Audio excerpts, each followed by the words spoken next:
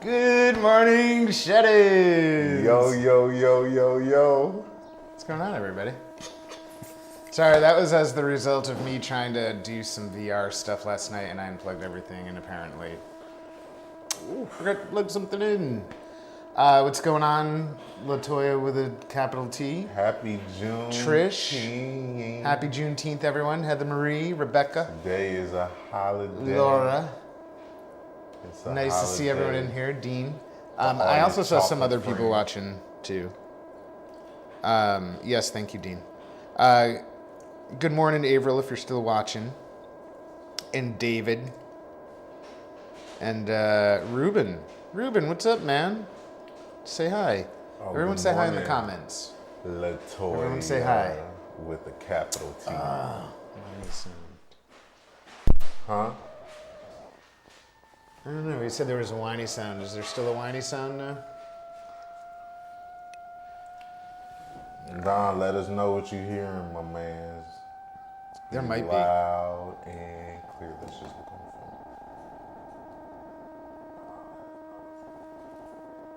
Oh, yeah, there is, huh?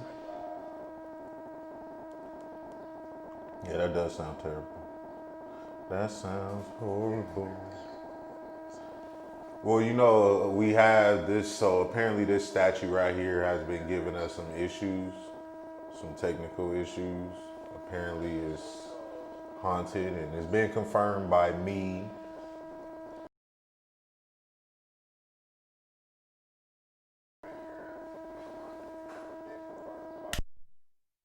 The statue has been giving us some issues.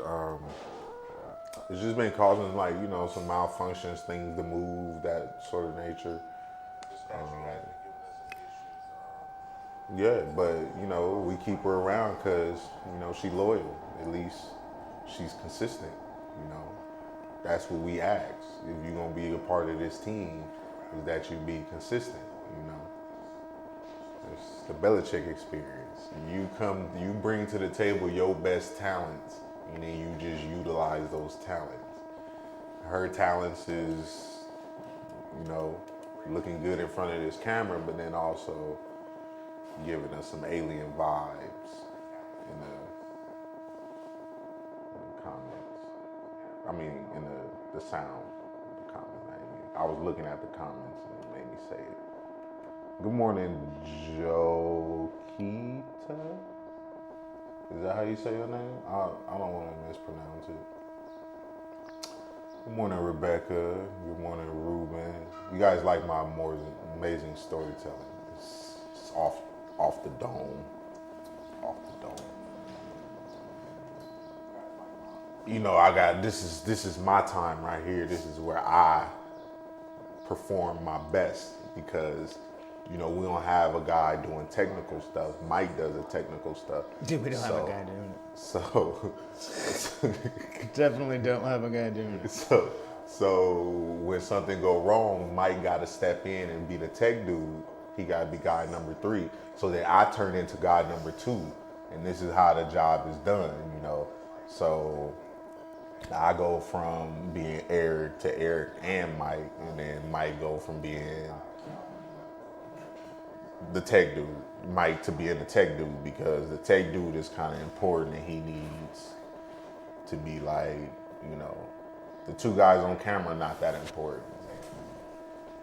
So, damn, status has been cruising, a lot of trouble these days. Yeah, it happens, but we just work through them. Good morning, Christy. What's up, mean Melissa? How you doing? Throw it in the river. Well, if we throw it in the river, then we're not gonna have it. Eric, send me some damn jelly, feller. Sorry, the jelly that I have, you can't have. Because I don't have any, so.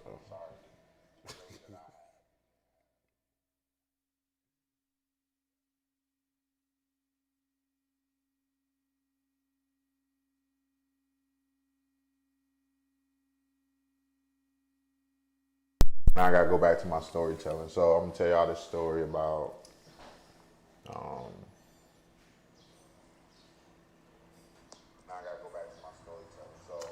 I don't know what I'm gonna tell a story on, but it'll pop up in my head.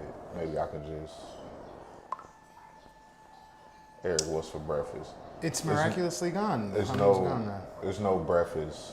Oh no, it's back Not again. yet.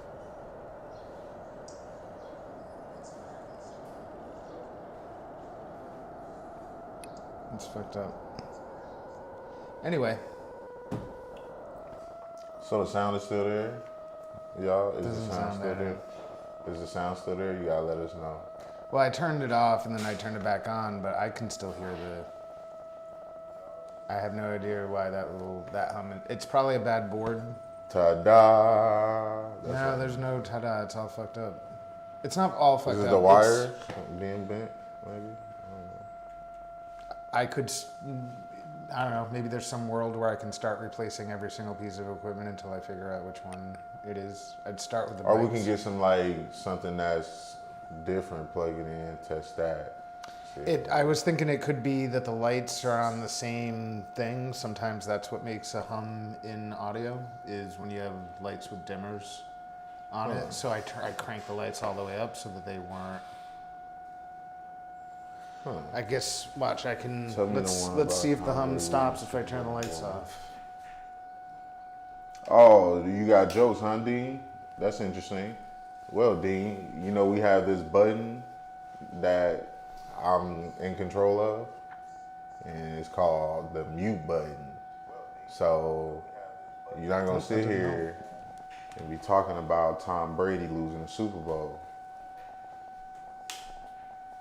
You won't even bring that up no more. That'll be the last time you type that in the comments. Otherwise, that'll be the last time you type it in the comments. Just understand. We don't look at it. We could talk about a lot of athletes around here, but what we're not gonna do is talk about Tom Brady. You know, that's just what we're not gonna do. I'm not gonna allow it. You can say a few things about him, but I'm not gonna allow, you know, the greatest to be talked about, you know.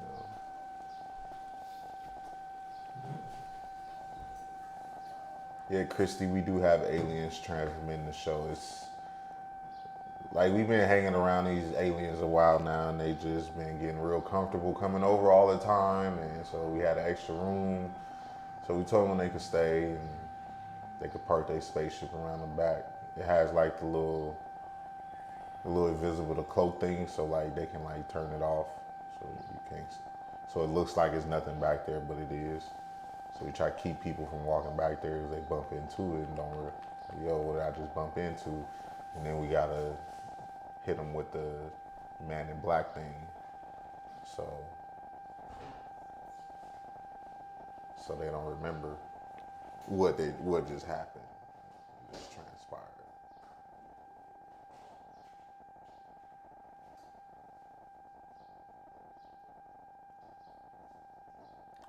Yeah, Melissa, the humming, I know, you see how stressed Mike is about it. So he's trying to figure it out. He's trying to figure it out. Ooh. Good Friday, everyone. It's not that great. It's definitely not that great. Not right now, it's not.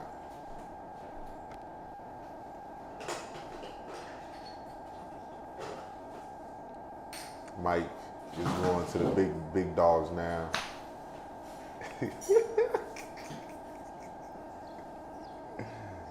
So he's came up with the solution that these mics are what's creating the humming sound. So we are switching back to the handheld thingamajiggers. We're going back to the old school. We're going back to the old schools. What you doing today? Anything to celebrate Juneteenth?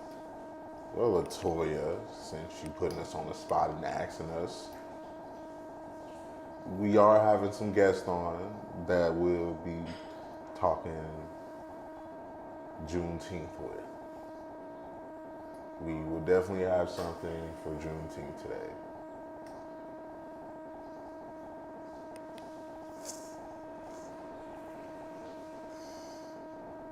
I don't know. I still feel a way about time of the year.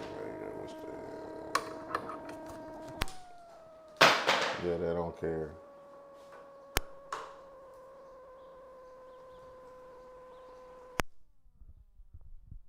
Check.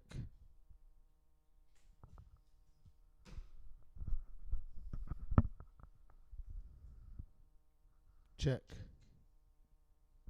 Well, at least it's a shittier home now. It's not shittier. Woo, woo, woo, woo. Y'all, we back.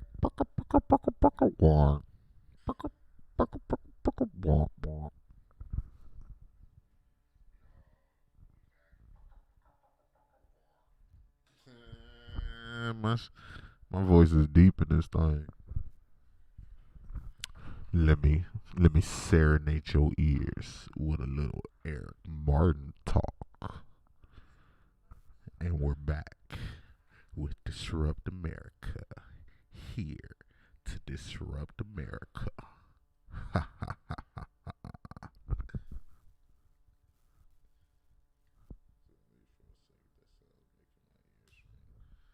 Yes, Latoya, we are working on fixing this for your ears. But just sit back and let me serenade your ears with a little bit of tunes. Yeah, that's so much better. Those things are. I don't know what's wrong with those things. Better stop, Latoya. Well, it's perfect timing. So today on today's show, welcome everyone who's been. I'm glad. I guess we got that fixed. Yeah, y'all see what I had to do? I had to sit here and You did the filling. play Mike and Eric. Yeah. I went from chocolate to vanilla, back to chocolate, back to vanilla. Because I'm good at it. Yeah, the buzz is gone. Fuck those mics. It's the Mike. Mikey We Mike. gotta return those. I guess. That's bullshit. That's such bullshit. Turn up the mic, Mike. Good morning, Sheila. Good morning, everybody. Turn your mic up a little, Mike.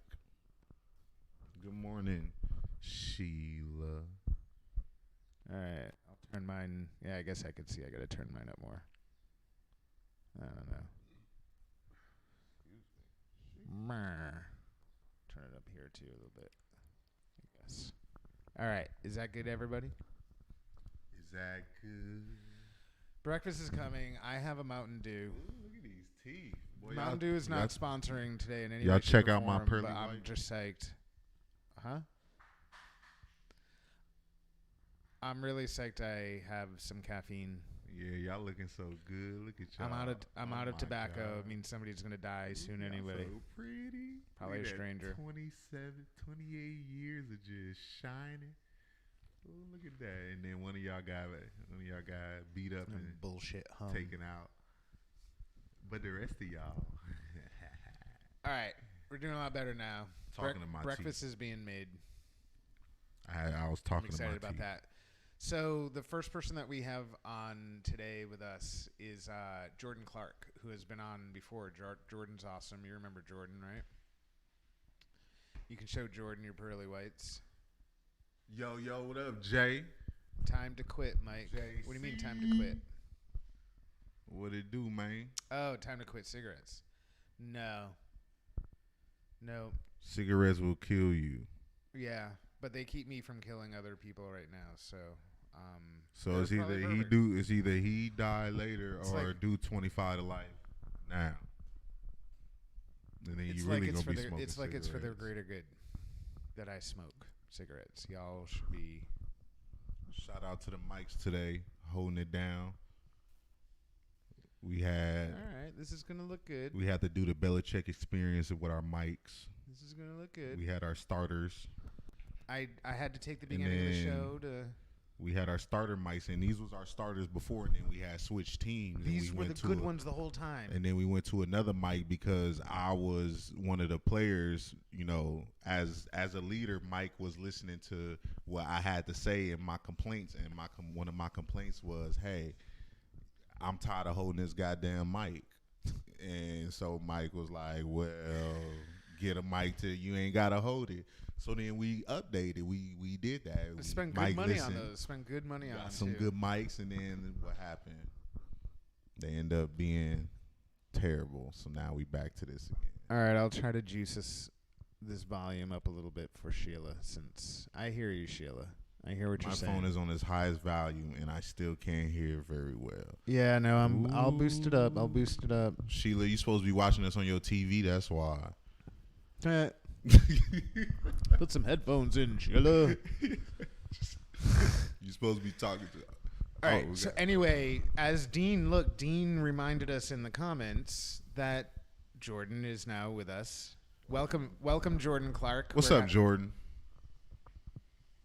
Can you hear us? I don't think he can hear us. Can you hear us, Jordan? Can you hear us?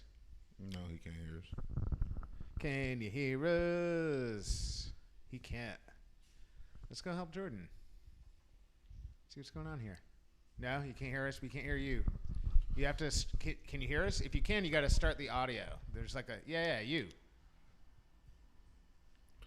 He can't hear us, but they're both going back and forth, and they're Something smells good in here. Something does not smell that great. That's the smell of meat getting cooked. Woo! He hears something. He's frozen right now, though. We can always try this again. Oh, Lord. What is going on? Because he's like frozen right now. Oh, he's back. Hey, Jordan. We can't hear you. Can you hear us? Oh, that's really weird, huh? Let's see. Effing potheads. Hey, Dean. Don't judge us. That's judging. We don't judge in this. Just because we're potheads don't mean you have to call us out on it, okay? You can just mind your business. You know what? I bet it's me. No, it says 2 apps are using my microphone. This is working. Are you guys frozen? Or something like that, Latoya. It's a lot of stuff going on today. We don't understand. Whatever. But here, we're going to work through this. We're going to sing through this. We're going to get through this. We're going to work through this. We're going to get I am going this. to... We're going to work through this. We're going to start it all over. No, there's... We're going to start it all over. We here it already is. got new mics. Same system, so... Oh, that's why. Okay, so first of all, ready... Five brains tearing everything up. Now you can hear us. And now... Okay, yeah. Now you can hear us. And now, hold on. We're doing one at a time. There we go. And now we can hear you. Good to hear you. Wow. Now we can hear you. Look at that. Welcome to the views for the 37th floor. Oh, shoot. Look at that view. Where are you? At work at Effectiva in the downtown office. Oh, that's cool. Yeah. Running hold on. browsing. Turn your volume down just a hair so this way... This way you get a little bit less of an echo. Not you, the people at home. Dude, welcome. We're happy to see you. Thank you for having me. You are my you're part of a nice breath of fresh air for me today. So I appreciate you joining us. Yeah, I love it. Any and every opportunity to be heard. All right, hold on. We're gonna keep talking, but I'm gonna fix. Yes. Sorry, I'm fix trying to things share a the little link bit. now that we got you on and we got our technical difficulties taken care of. And you see, I did most of the work during the technical difficulties. While Mike was like, touching stuff, I was entertaining the folks, which is extremely hard to do when it gets awkward and quiet and you feel like you got 1,000 eyes looking at you. You just gotta tell a story that makes no sense. You would make a great teacher, because it's like when you're lesson play, like you're like, shit, I forgot to make copies. How do I like send one kid and explain to him how to use the copy machine while also keeping everybody else on task? I feel like like I'm always on stage when like I'm doing this. I feel like even like when I see the comments, they just feel like people on the stage with the lights and stuff. But it's like a mental stage. It's not like a physical stage. It's just like you create a stage in your head, and then it makes you feel embarrassed. Well, it's metacognitive. Like I do, like I'm the same way. I think when I walk around, like people's facial expressions are like chats or like comments. And so, in the digital world, they get to choose. You have more control over how you express yourself. Mm-hmm. Which I've been working with, like trying to help people understand like how predictive behavioral analytics work, because people try to tell me, well, Jordan, why do you get to define what is anti-racist or anti-homophobic? I'm like, I don't know, computational social science, like linguistics, words, the way that I don't think that I should be the one. I didn't invent it. I just do it. Yeah,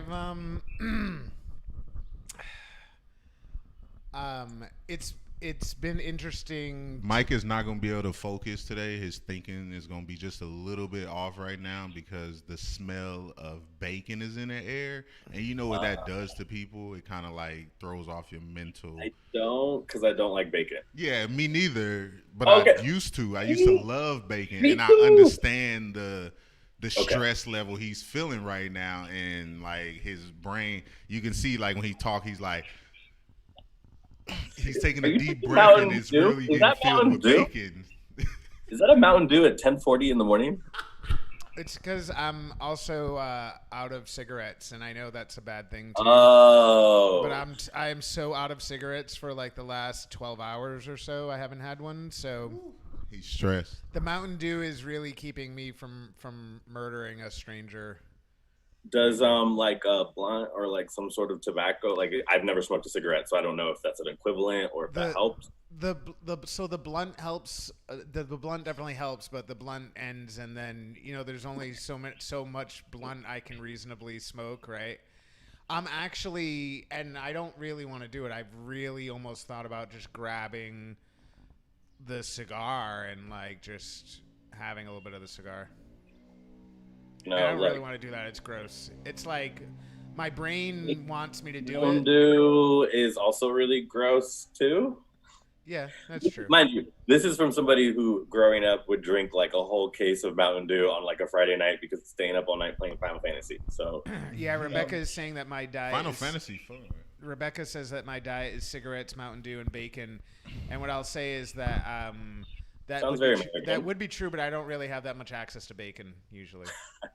Yeah, my diet is just snacks and anything.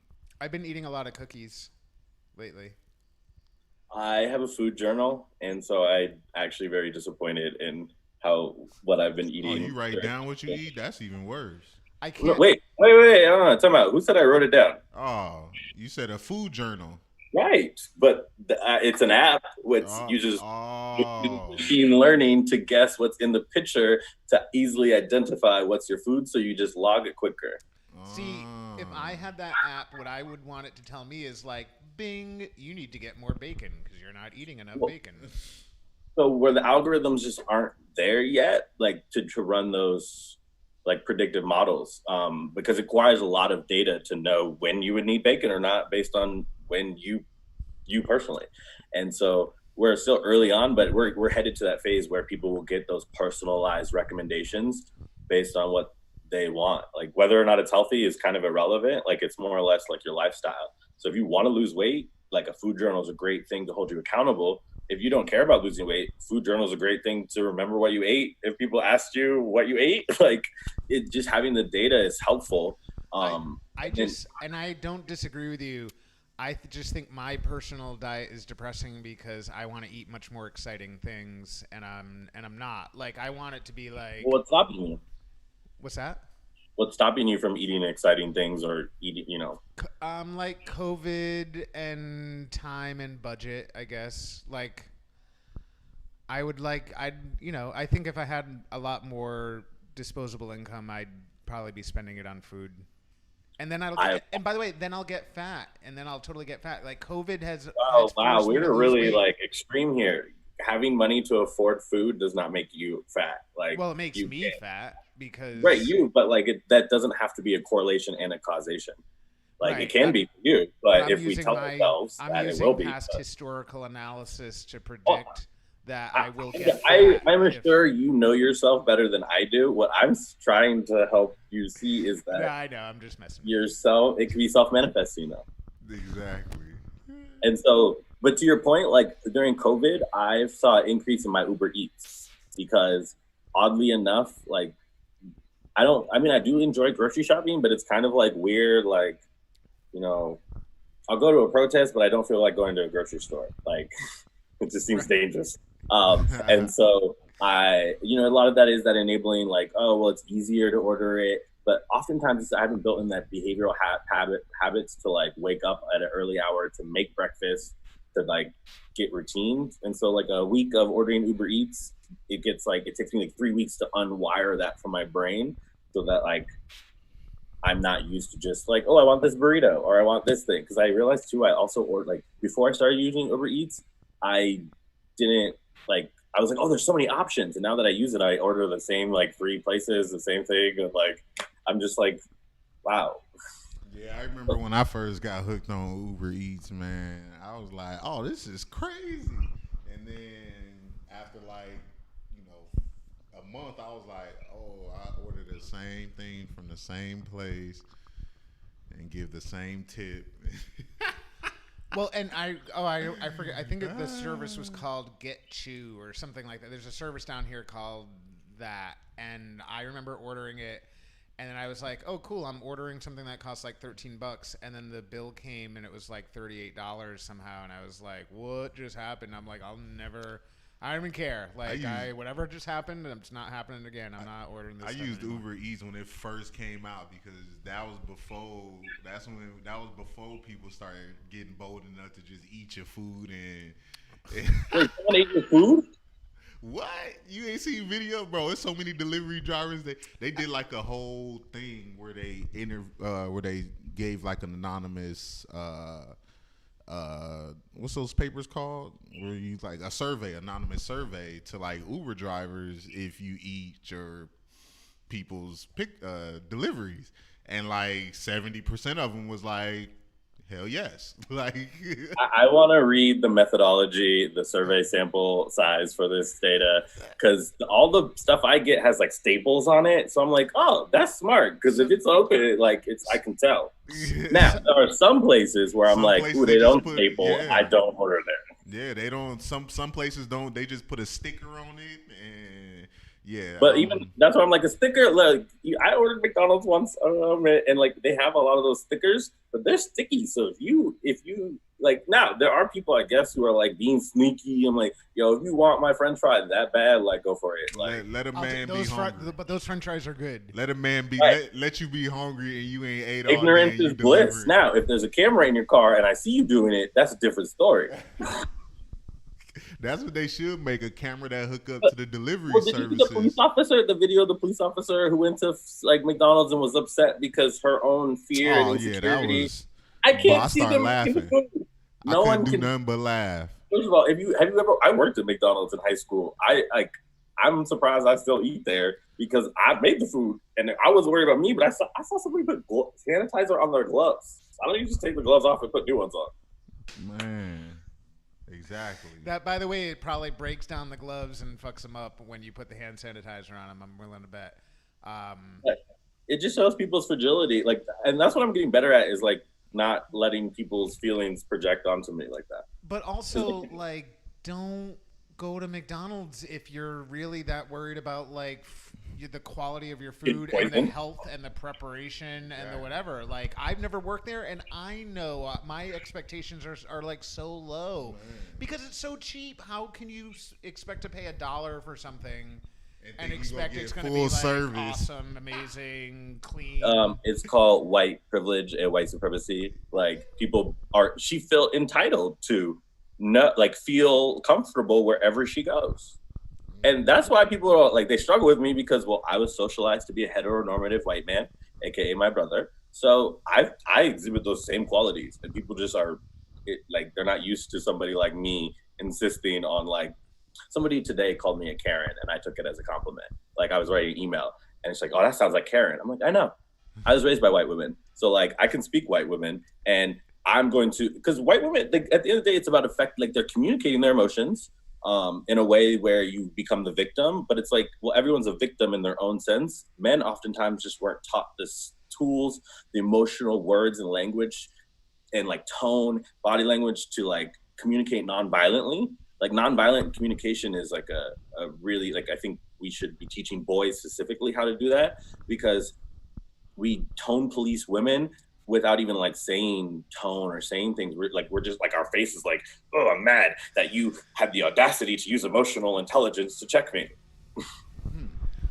By the way, and I'm not changing the subject, but Latoya with a capital T in the audience says that McDonald's salads are actually very fresh and delicious. Which to me, by the way, just also means that, and also one of the more expensive items. What's that? Their salad is one of the most expensive items. Like, so when I go there, why would I be incentivized if I'm going to McDonald's because I'm poor, I can't afford to eat healthy food, and then you make the healthy food at the cheap place more expensive than the cheap? Like, it's a system. Can I tell you the thing that makes me laugh the most when I go to McDonald's is that when I get poor service and then I complain to them that I'm getting poor service, and then they're like doing whatever they do to like make up for what I'm complaining about. And that's when I realize that, like, you know, like, for instance, that cop lady who's like sitting there crying about the whatever, like, in the moment when I'm like, she's crying about her feelings. Like, she's crying about her insecurities. Right. But I mean, as men, we shouldn't say, oh, women's just whatever. No, we should be explicit and let them know that we know why they're crying. It is like $10. Yeah, it is. Said the salads are like $10. That made the that's crazy for a salad. Yeah, and actually, isn't it kind of crazy that like the beef is so much cheaper than even the mid-range quality vegetables, produce that they put in there is like way more expensive than like the giant patties. That's the way to compare it, though. 7 cheeseburgers or 1 salad, because that's what it is. You pay the same price for both. It speaks to like American capitalism and our like notion of, well, companies have no onus to care about the well-being of their consumers. So like, if I'm McDonald's and I can make something called meat, and like Taco Bell got sued because there wasn't enough actual meat in their meat to call it meat, and so they like put an asterisk. And like that's the world we live in, though, and it's sad because it doesn't have to be that way. But if you're socialized and then you have the privilege. Well, I mean, it doesn't, but then also like poor people need to eat. Well, yeah, but the poor people needing to eat shouldn't mean that they get like the bare minimum, the basic, like that's a reflection of our society. I believe in universal basic income, and I believe that people should get paid to have a food journal so we can understand their unhealthy eating habits and then create algorithms to help them make better healthy choices. Because at the end of the day, I think everybody wants to do what's right for them, but what motivates them. And as a teacher, like, I would try to help parents see that I learned that when I ate a Hot Pocket for lunch, that caused my students to think that eating Hot Pockets for lunch was okay.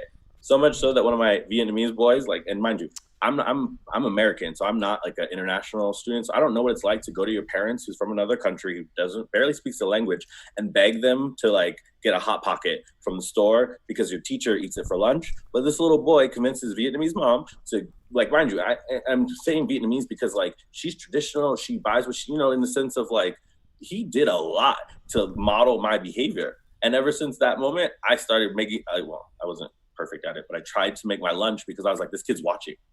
And so like, as a parent, I'm just like, wow, like this is, I to understand the behavioral analytics behind what kids see and like how they pick it up. Like I eat the way I eat, and my struggles with weight has to do with how I like people ate in front of me at home.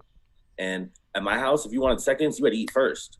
But I talk to people and they're like, wait, seconds? And I'm like, oh, that just means you weren't hungry. Like people don't like the concept is not familiar with them. Whereas I'm like, oh, that was a survival thing.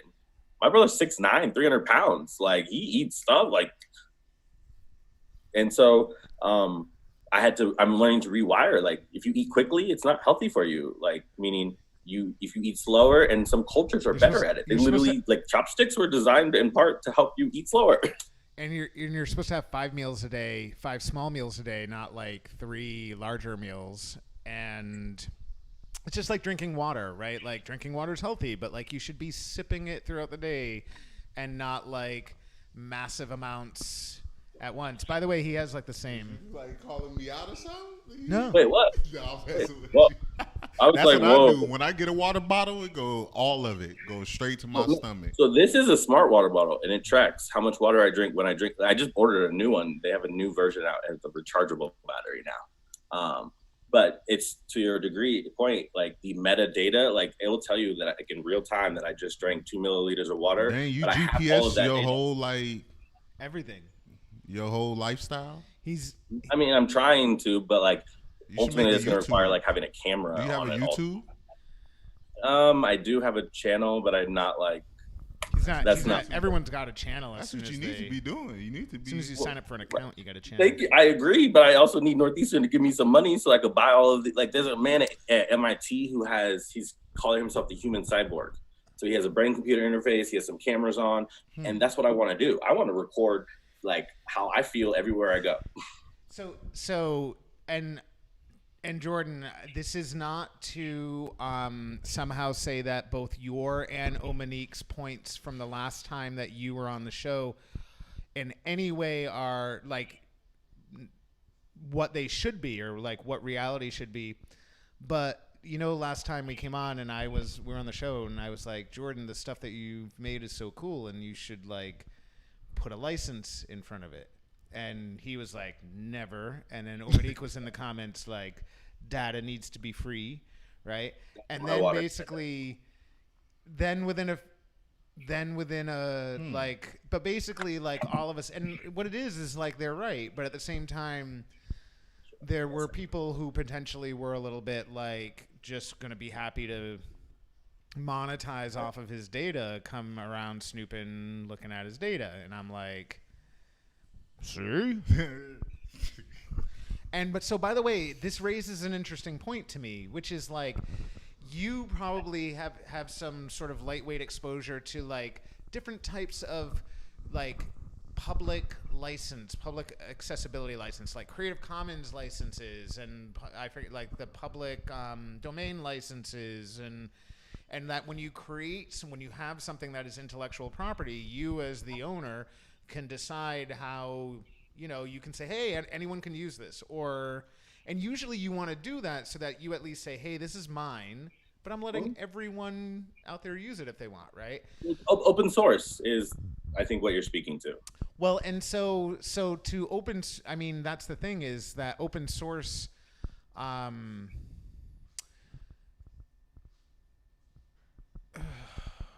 no, like so it's different, no, but I'm open source. You're speaking to something different. And so I've dealt with. I mean, I existed in an open source world for many years. So it's more that it's like the next step up from open source, where I think it's I don't want to go there. Well, but the next. I don't like that game. The next step up meaning. That if you want to use it for free, you can use it as much as you want. But as soon as you decide that you want to use it commercially, is different than free. That's where I'm like, fundamentally, I don't want money. Do not give me money for the data that like is available for everybody. I'm making tools so that other people can access them, but then it's open source so you can see what I did and then add to it. Like that's how there's a different. Well, and no, and I hear you. And by the way, I'm not trying to. I know. I just like having the discussion around it, but it's more that like the tool you've made doesn't necessarily need to be open source. The data can be, and the data is, and you're not making the data inaccessible. It's still accessible to whoever wants to go and get it. It's just, the hours and days and months that you spent is worth something, and it doesn't always mean that a university needs to pay you. It can mean that like some businessman can still pay you for being able to use it. Northeast is going to pay me. I'm going to get paid for this. I'm not worried about it. Okay, good. It's more or less, I want to, like, the reason why I don't want to participate in that game is because it enables, like, it sends the wrong message. So if I'm over here, like, don't get me wrong, I believe in intellectual property. When I get into more VR space and virtual reality, I absolutely will be monetizing that, but not for me. I want to set a precedent for all the Black and brown boys and girls around the world who like create these pop culture references and like dance moves, and then Fortnite goes and makes a shit ton of money because white people know how to do intellectual property. And it's not that Black people don't, it's that they've been access to the opportunity. So I'm like, cool, I know how intellectual property works, but I don't want it. I want to make something new, and me and my Black people, we're going to do that. And then if you want to join us in virtual reality, oh no, you got to pay that little 6-year-old girl for like that TikTok video that she made that you're going to go monetize. And it's like the system literally needs to be designed to protect the people that it says it. Like that's my whole issue with like going cannabis industry, is that people are evolving in their words but not their actions. And data is the best way. It doesn't lie. It tells a story. And it was funny because one of my frat brothers, he was like, "Oh well, data can be manipulated," and I'm like, I know, that's why I say it doesn't lie, it tells a story. You should be happy that I'm the one telling the story. Oh, you don't like what story I'm telling. And isn't that the interesting thing, right? Is that we as human beings, like in school, we're not taught. I shouldn't say we're not, because I did have a social studies class in 8th grade that was teaching me about newspapers, talking about fillers, talking about, and really having a teacher that was like, hey, here's an article, and now I want you to determine what's fact, fiction, and opinion in this, right?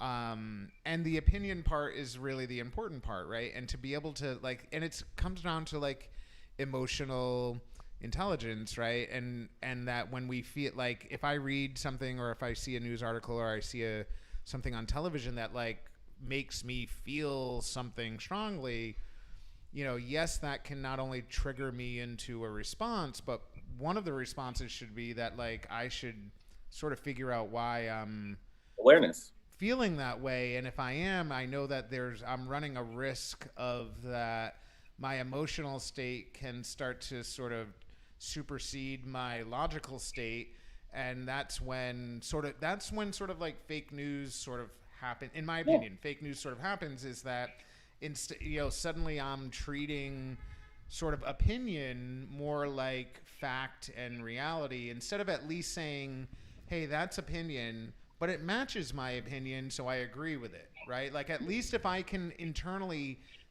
reconcile like what this is, like if I'm like, I don't know, like if XYZ, if I say XYZ politician is bad, if I read an article that says XYZ politician is bad, and I'm thinking, yes, XYZ politician is bad, like as long as I can agree with myself that that's opinion and that also happens to be my opinion, then at least we're starting off in a decent place, because I can have my opinions. Really low bar. I mean, decent. But when I start to share things as fact, or even that could be construed as fact, that's when, like, fake news isn't the media's fault.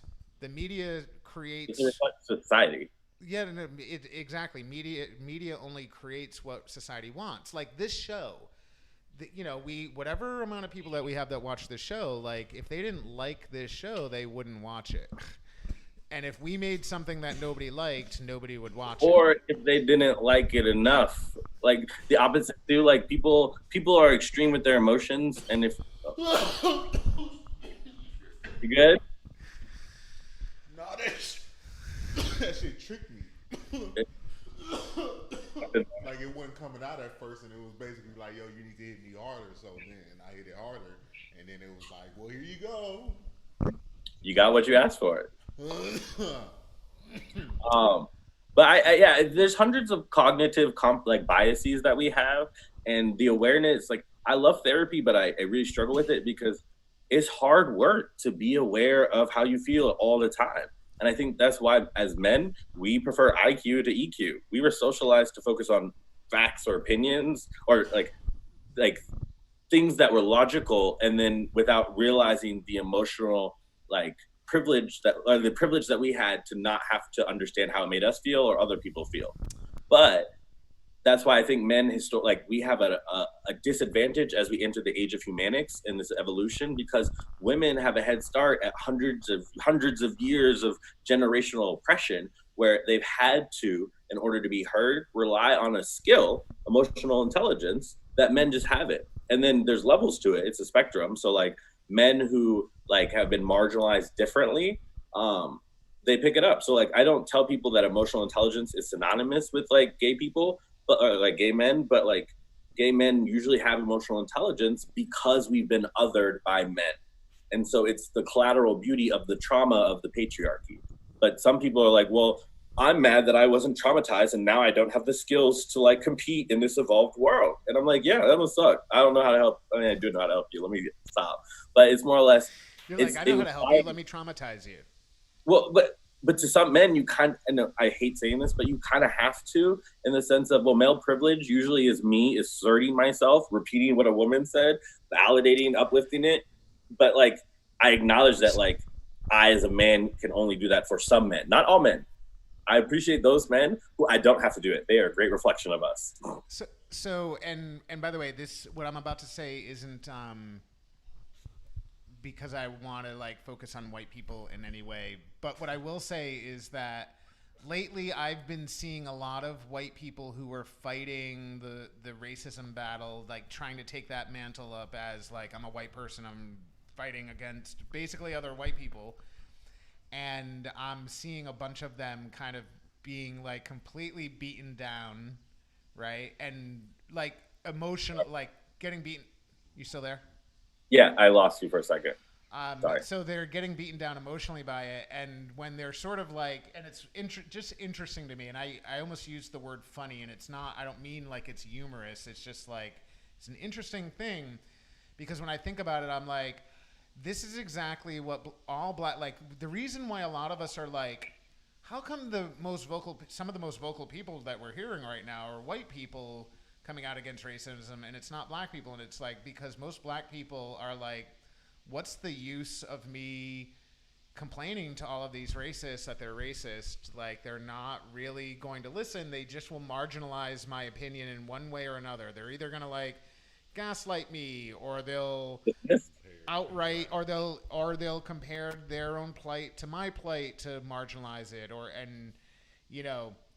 and so, but in the meantime, I'm thinking like, oh, this is exactly what black people feel like, except for the lack of like murder part. Like you're, like in other words, like black people are like, oh my God, I'm not feeling listened to, and I'm getting a lot of anger and hatred toward me for vocalizing my opinion against racism. Except like the white people also don't have to worry about like getting lynched, which is literally happening right now. Like it is we are back in a world, everybody. Well, it depends on what news source what has been you get six it from. People? Some people say it's suicide. And so actually one of the one of the boys that lynched him, that got lynched, his brother went and shot an FBI detective that was on the case. And people are upset. And I'm sorry. No, hold on. I'm sorry.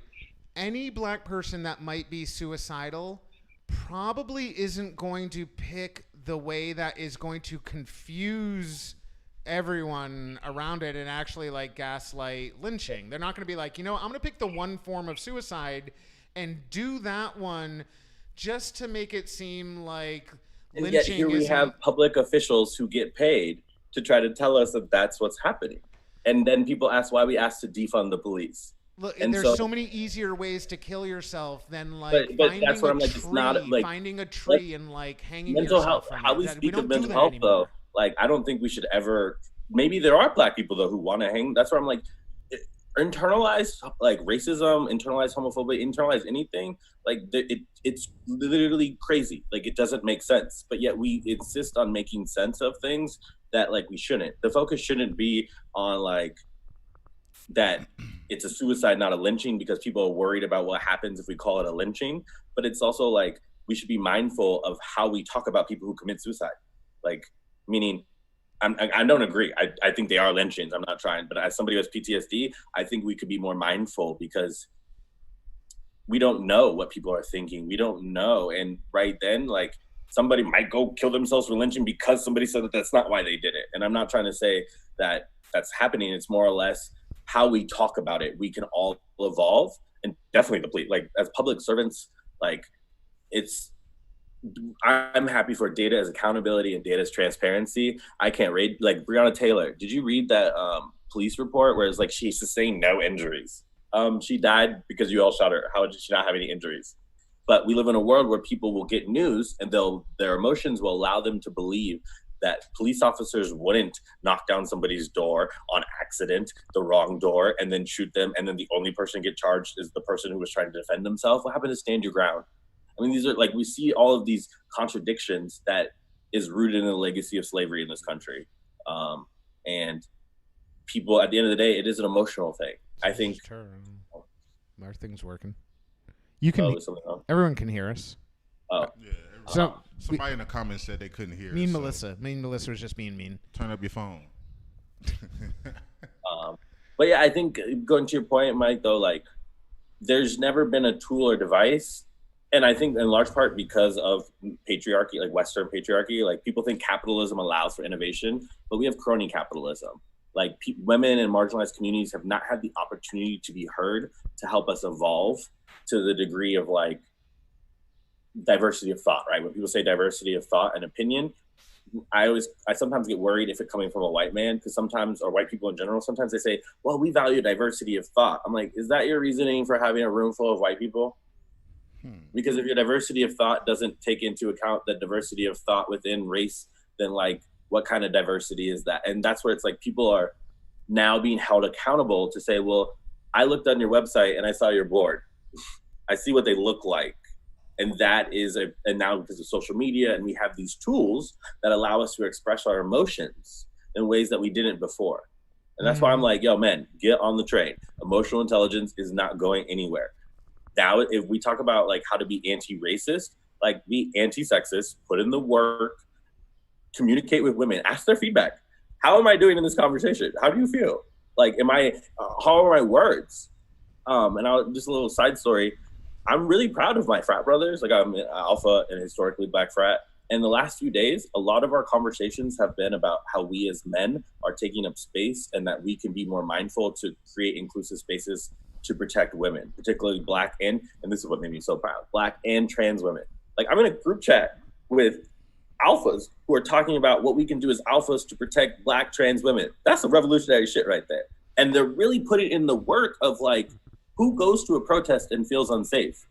And everyone's like, as men, we're like, I don't know. And then I'm like, maybe a woman. And I say maybe because as men, we shouldn't assume a woman feels unsafe. We should assume that there's a possibility that she could feel unsafe and understand the historical context for it. And then with that knowledge, say, all right, what can we do? Should we have eyes out to make sure that, because we as men know those predatory men. We can feel it, and then we use our privilege to kind of like ignore it or whatever.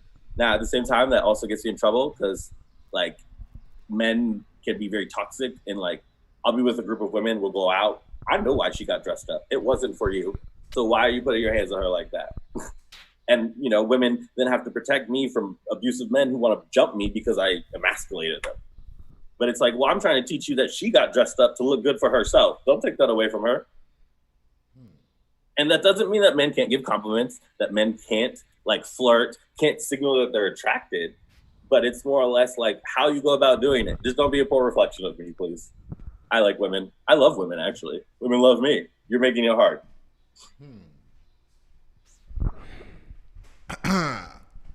Well, I think Mike just went to go get some food. Oh, that was Uber Eats. Is it Arby's? You get Arby's? Key to get up and leave.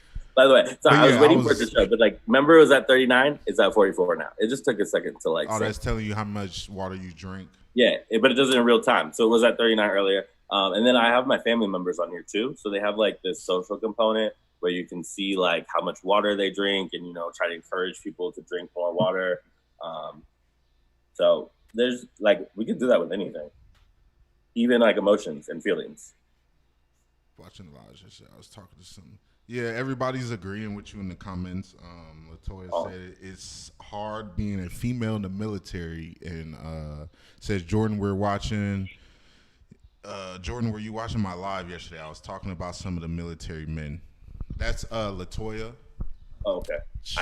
I went back to work this week, so I have not been consistently on all the shows, but I'll go back and watch it. Oh no, she wasn't on our show. She hosted a live, and she was talking about how hard it is being a woman in the military. And I am down to hear and be enlightened, because again, that's something where it's like, as men, we should create the space to encourage women to feel comfortable to enlighten us with their stories. Because I like, when I talk to like other men about being gay, like I can feel how much emotional labor I'm putting in to like protect other people's feelings. I would appreciate, I do appreciate those brothers who are those men who have emotional intelligence, who go out of the way to be like, no, I want to hear this. Like, thank you for enlightening me. And I think, you know, it's definitely, as men, we should model that, but we should be more mindful to like learn, like if we don't have that skill, learn it and then to like practice it. Because, you know, I think I've used the hashtag listen to Black women like so much, like more than I have lately, like consciously. It's not that I didn't listen to Black women. It's that I want to actively tell people that like, I hear you and I'm listening, and that like, too, as a man, I acknowledge that like, I don't listen sometimes, even when I say I'm listening. And so yeah, it's that it gets hard, because it's like, oh, I'm conscious and I'm whatever, but I'm also imperfect.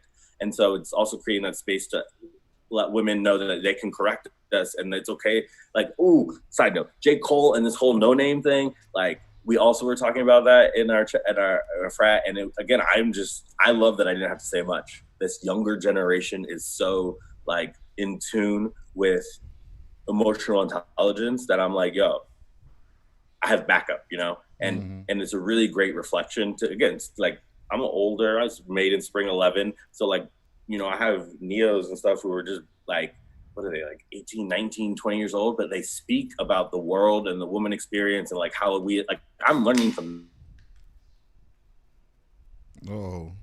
And I appreciate that. And so I wish more people would be growth mindset and acknowledge that people are teaching them, even if it is uncomfortable things. Because oftentimes women have to feel like they have to put that in emotional labor in order to be heard. And I think, you know, as men, we can do more to kind of take some of that emotional labor off and acknowledge like how hard it is to talk about feelings.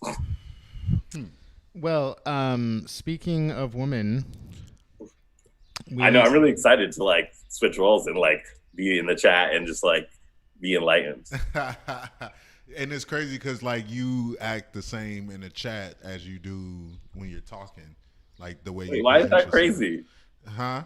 Well, because like you can, you know, a lot of people are camera shy, and so like soon as they get off camera, you know, they're a little more open in the chats and stuff more than they're like more professional on camera. You're just kind of like loose on both aspects. I am my 100% authentic, unapologetic self as often as I can be. Yeah, you definitely disrupt the comments when you're in those. I feel that too. Yesterday I was in a chat with it was like a women in tech, but it was open to everybody, you know. And so I was like, shit, I as a man, I'm trying not to take up space, but I have so many things I want to say. Yeah. And it's hard to get everything out in the comments and type it fast enough to keep up with the conversation. Well, that's part of the game though. Like that's actually like a skill, like your all's ability to read and respond and like that is a higher order cognitive thing that I'm like, well, I didn't even try this time. I didn't try to be on the comments and like keep up. I'm enjoying just looking. Well, it's a lot harder when you by yourself trying to read the comments and talk versus having somebody talk right there, talk to you, and then I scan the comments for, you know, something a little I got you. Not shade. You know, interesting, you know. Remind me what you're just south of Boston, right? I'm in Dorchester. Yep. Oh, All right, yeah. we should hang out soon. I keep saying that. But I we was should about to do say it. we keep I know. I'm saying like, that. can you stop saying it? Can we just do it? All talk. No, let's definitely let's. So I'm gonna go. So, by the way, up next we have, and her name is pronounced DonQuenick Beasley. And she's awesome, and her whole thing, I think she's out on the West Coast, but her whole thing is that she's like, hey, everyone, we all need to recognize, like, her nonprofit is like, everyone needs to recognize that the cannabis industry was... Ooh, what'd you do with your camera? Are you just showing us stuff? Just show it. I'm like, look at the views. I was like, oh, do I need to fix something? No, but sorry, her nonprofit that is the in the whole cannabis industry. like cannabis industry was sort of formulated like around racism and the war on drugs and everything else, and that like black people deserve to actually have something tangible and not just lip service and BS out of the cannabis industry. And by the way, this is like outside and on top of the fact that we're like doing protests right now that black, you know, like right now everyone's sort of like, hey, we're ready to listen in a way, somewhat, right? I mean, even Aunt Jemima changed like that racist thing. Like, I'm okay with this. I'm ready for people to listen.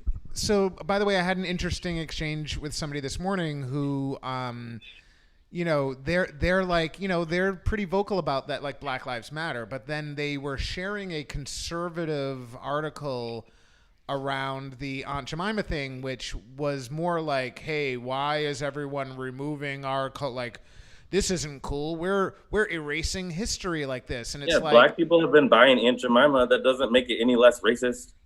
Right. Well, and just that, like, the fact that we had a product called that doesn't mean that like it's a cultural institution that like cannot be whatever. And the history books can still reflect that there was a syrup called Aunt Jemima that like we decided to call something else at some point because it's a reflection of like the fucking systemic racist shit that was going on back then. And even though we all got like sort of like accustomed to it and like, yes, as a child I was always having we didn't get sort of, we did. Right, like, right. We got accustomed to it. Right. I can say proudly I did not buy Aunt Jemima. I refused. As soon as I got woke, I refused. I'm proud of that. Yeah, and I also found out about the ice cream song, like the ice cream truck song.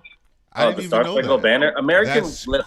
Yo, that's crazy. When I heard the ice cream truck song really like threw me left field. I'm like, yo, that's the song. That's the song. You take off running to go get the ice cream. You chasing the ice cream truck for some. You're not understanding that song. But if you go look up what the song is horrifying. You gotta hold this up to your mouth. But if it only recalls happy childhood memories for you, your confirmation bias is already showing.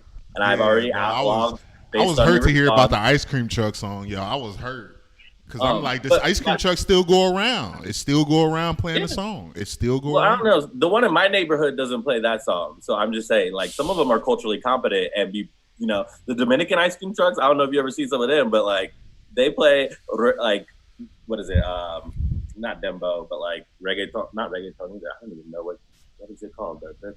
Anyways, I digress to say, like, to your point though, it's not just for black people though. Like cannabis industry living up to it, it's actually for white people too. Like white people need a good reflection. Like white people need to see themselves being good people in history books.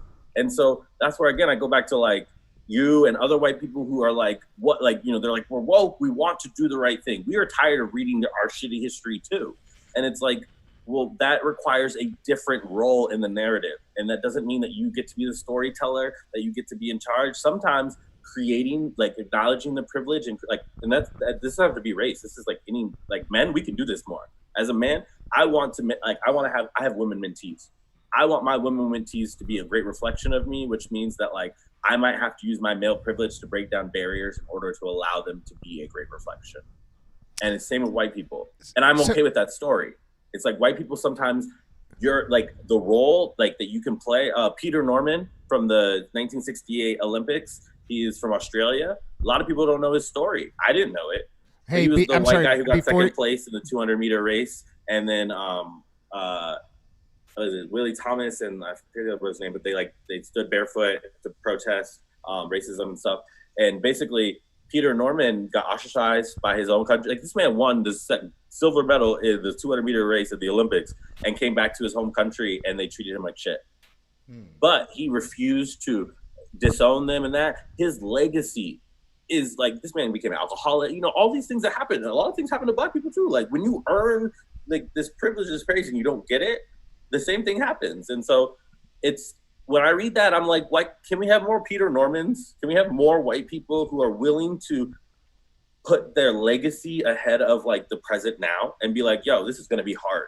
And I see it. I can imagine how hard it is for you in some of your replies and talking with me, because I know that you have white people who are watching who are like judging you, and they might even reach out to you. I got my first physical threat from a stranger in the cannabis industry yesterday, which was interesting. And also, lots of people are distancing, lots of white people in the cannabis industry are distancing themselves from me because I'm also calling people out for just being soft on racism, not just being blatantly racist. And they don't like that. That makes everyone feel like they might be a target, which, to be honest, everyone is a target. To be honest, I'm a target. Like, white people don't understand. I'm a target. White people don't understand, like, I'm racist too. Like, I can't help it. I can try as hard as I can, but I'm still, you can still say that I'm bias or behaviors rooted in racism. I don't think you're racist. Well, and I appreciate that, but in other words, like, I still have engaged with behaviors that contributed to all of it, right? Internalized racism, internalized homophobia. Except that it's not my role to tell Jordan that he has as well. It's Jordan's role to be able to tell me. And it's really the role of white people to generally kind of like have to sit there and take it. And people don't want to sit there and take it. Like, when they want to learn, if that's why you're framing it. And we have to totally go, because I have this woman that's sitting, this poor woman that's sitting there waiting, and she probably doesn't even realize that like there's a show going on. She's just like, oh, they're fucking late right now. So like, I totally have to go to this woman. I want you to, but so definitely come back and we can talk about this more. We can table this and pick it up. But I will say that, like, that's why I was saying earlier, I can see white people dropping off because, like, it's tough. And then in the meantime, I think, like, oh my God, but like none of them actually realize that, like, on top of it being tough for Black people normally forever, it's also that they're getting murdered. Well, and so the way I tell people is, you're either anti-racist or you're not. And if you don't want to be labeled with the not anti-racist people, then you need to be anti-racist. Period. All right, I'm a jerk. We gotta go. We love you. We'll talk to you soon. Talking to you, Jordan. All right, Booth. I'm gonna go to the comments now. All right, we'll see you. Sorry everyone that we had to get him off so quickly because I feel bad. We need to. Whoops, that's not right. I want to go over to here. Gotta change this. Hello? Hello. Is it? Are we on? You will be on in just a second. I got to. I'm just fixing. Good morning. Oh no, it's okay. No, we're casual about it. Like everyone, our audience loves us and gives us. They don't have super high expectations around this part. They know when we're switching around, and we're sorry that we're late. We're sorry we're late to get over to you. I am equal upper. All right, let's So see. who's who? So I am fixing your titles. Hello. Hi. Um, What's your name? DonQuenick. Did I say your name correctly? You did. Awesome, DonQuenick. This is Eric. I'm Mike. Hold on. No. What are your name? Repeat your names again. I put my earbuds in. Don't mess her up. He's trying to mess with you. His name is Eric Martin, and I'm Mike. This is a Super Bowl champ. No, I don't. No. And I'm the behind the scenes. You're the white dude running the techie stuff, and I'm the black Super Bowl player. He's Eric, and I'm Mike, and we're so happy to have you on the show. I'm happy to be here. It's really an honor and a privilege, and I'm very grateful to God for it. Are we able to record this? Oh, it's all definitely like recorded and stuff. Praise God. And I am just trying to. Whoops, I didn't mean to do that. I'm just fixing your titles and stuff so this way it all looks pretty. Okay, good. Because I'm not even sure, but I appreciate you guys doing whatever it is that you do. He does the work. I just Yeah, I've only done Zoom like recently, a few like through church and with my daughter with school. And so this is new and like, and just to keep looking at yourself over and over is kind of like, I don't. So I'm really, this is really cool. So DonQuenick, Yes, sir. you have an amazing story, and I want to I don't want to do it injustice by me sort of giving the summary of it. I'm going to let you get into it, but you actually are doing something that I think is amazing, and it's something that I've recently like sort of almost from, I don't want to say in a vacuum, but like I've been sort of trying to be vocal about the fact that the cannabis industry has been, built off the backs of Black folks and the war on drugs and just our systemic racism is and just that anyone that's if people want to be racist out there, we might not be able to convince them not to be, but to me, anyone that's in the cannabis industry, like, and is making money off of that, like, needs to acknowledge that they have that privilege because of the war on drugs and because of racism and because of Black people getting murdered. And I have, even before we were protesting, like here in Massachusetts on the East Coast, I've been very vocal that the reparations for the war on drugs have been mostly lip service and that folks haven't really been getting what they deserve. Like in other words, like part-time jobs or, entry-level jobs is not reparations for the war on drugs. Like folks need equity, they need ownership, they need tangible Yes, they do. Yes, we do. And the war on drugs is just we won't even the war on drugs. People really knew, especially right now, especially with the opioid crisis.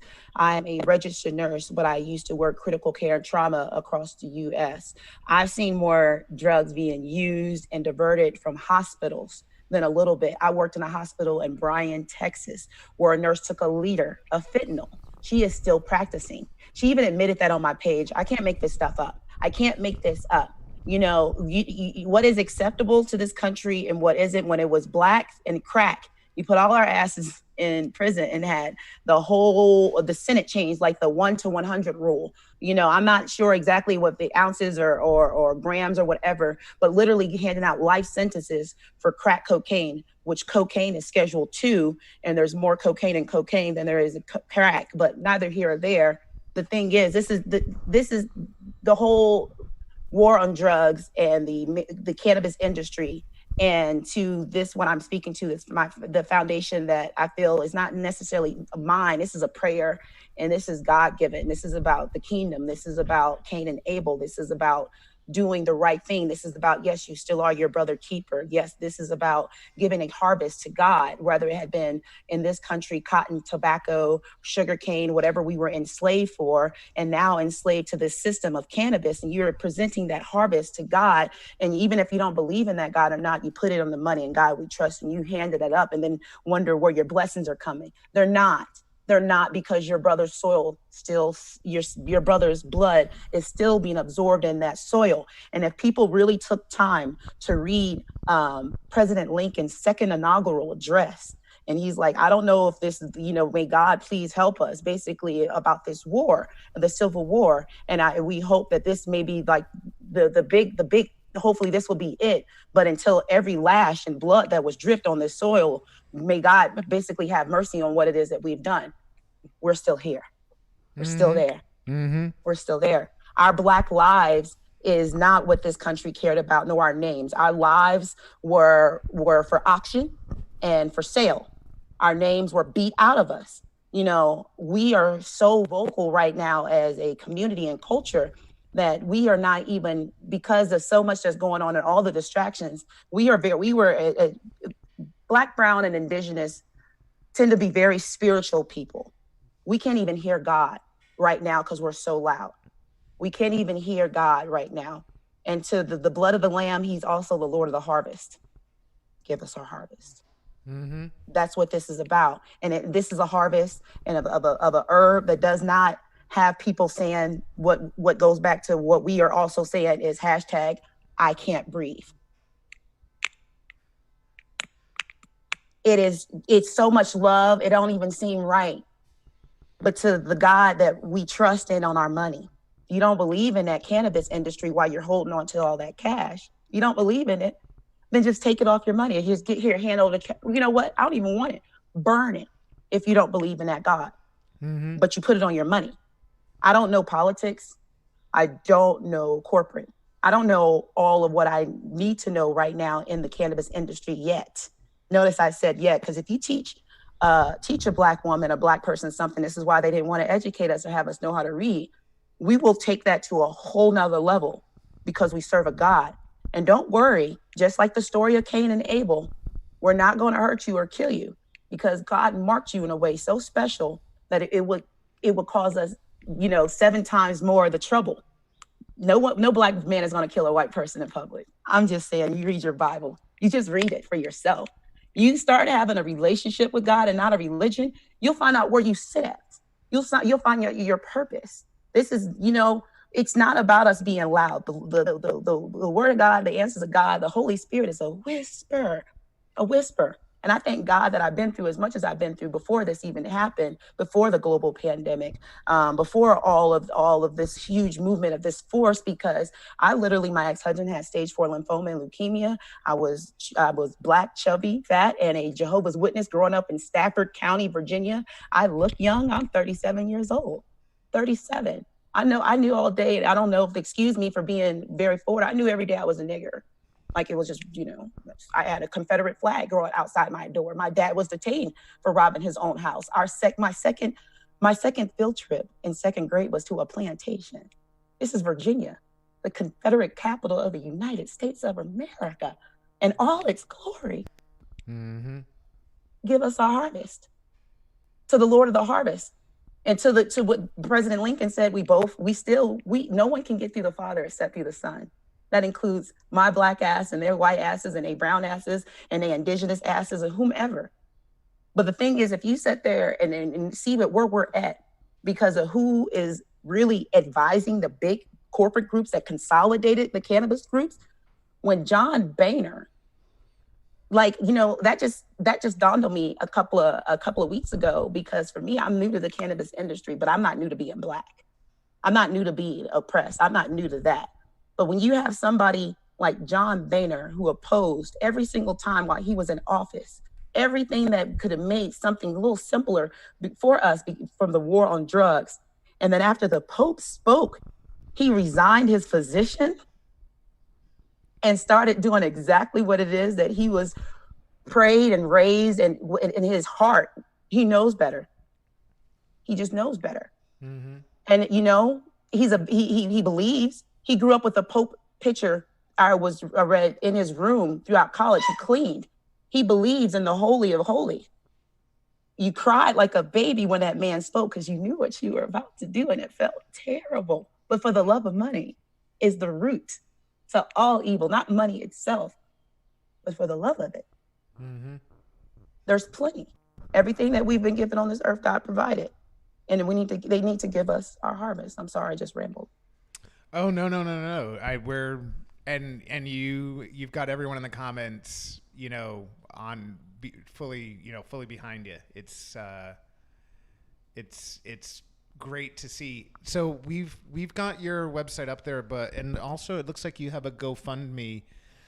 Yeah, so Anne Marie is a blogger, and I want to thank her on this platform, and glory to God again, for the people that are surrounded in my life. It's interesting how God just has a way of putting things in that you don't understand, but all things work together for the good. That's what it says. I ain't making this up. That's what the word says.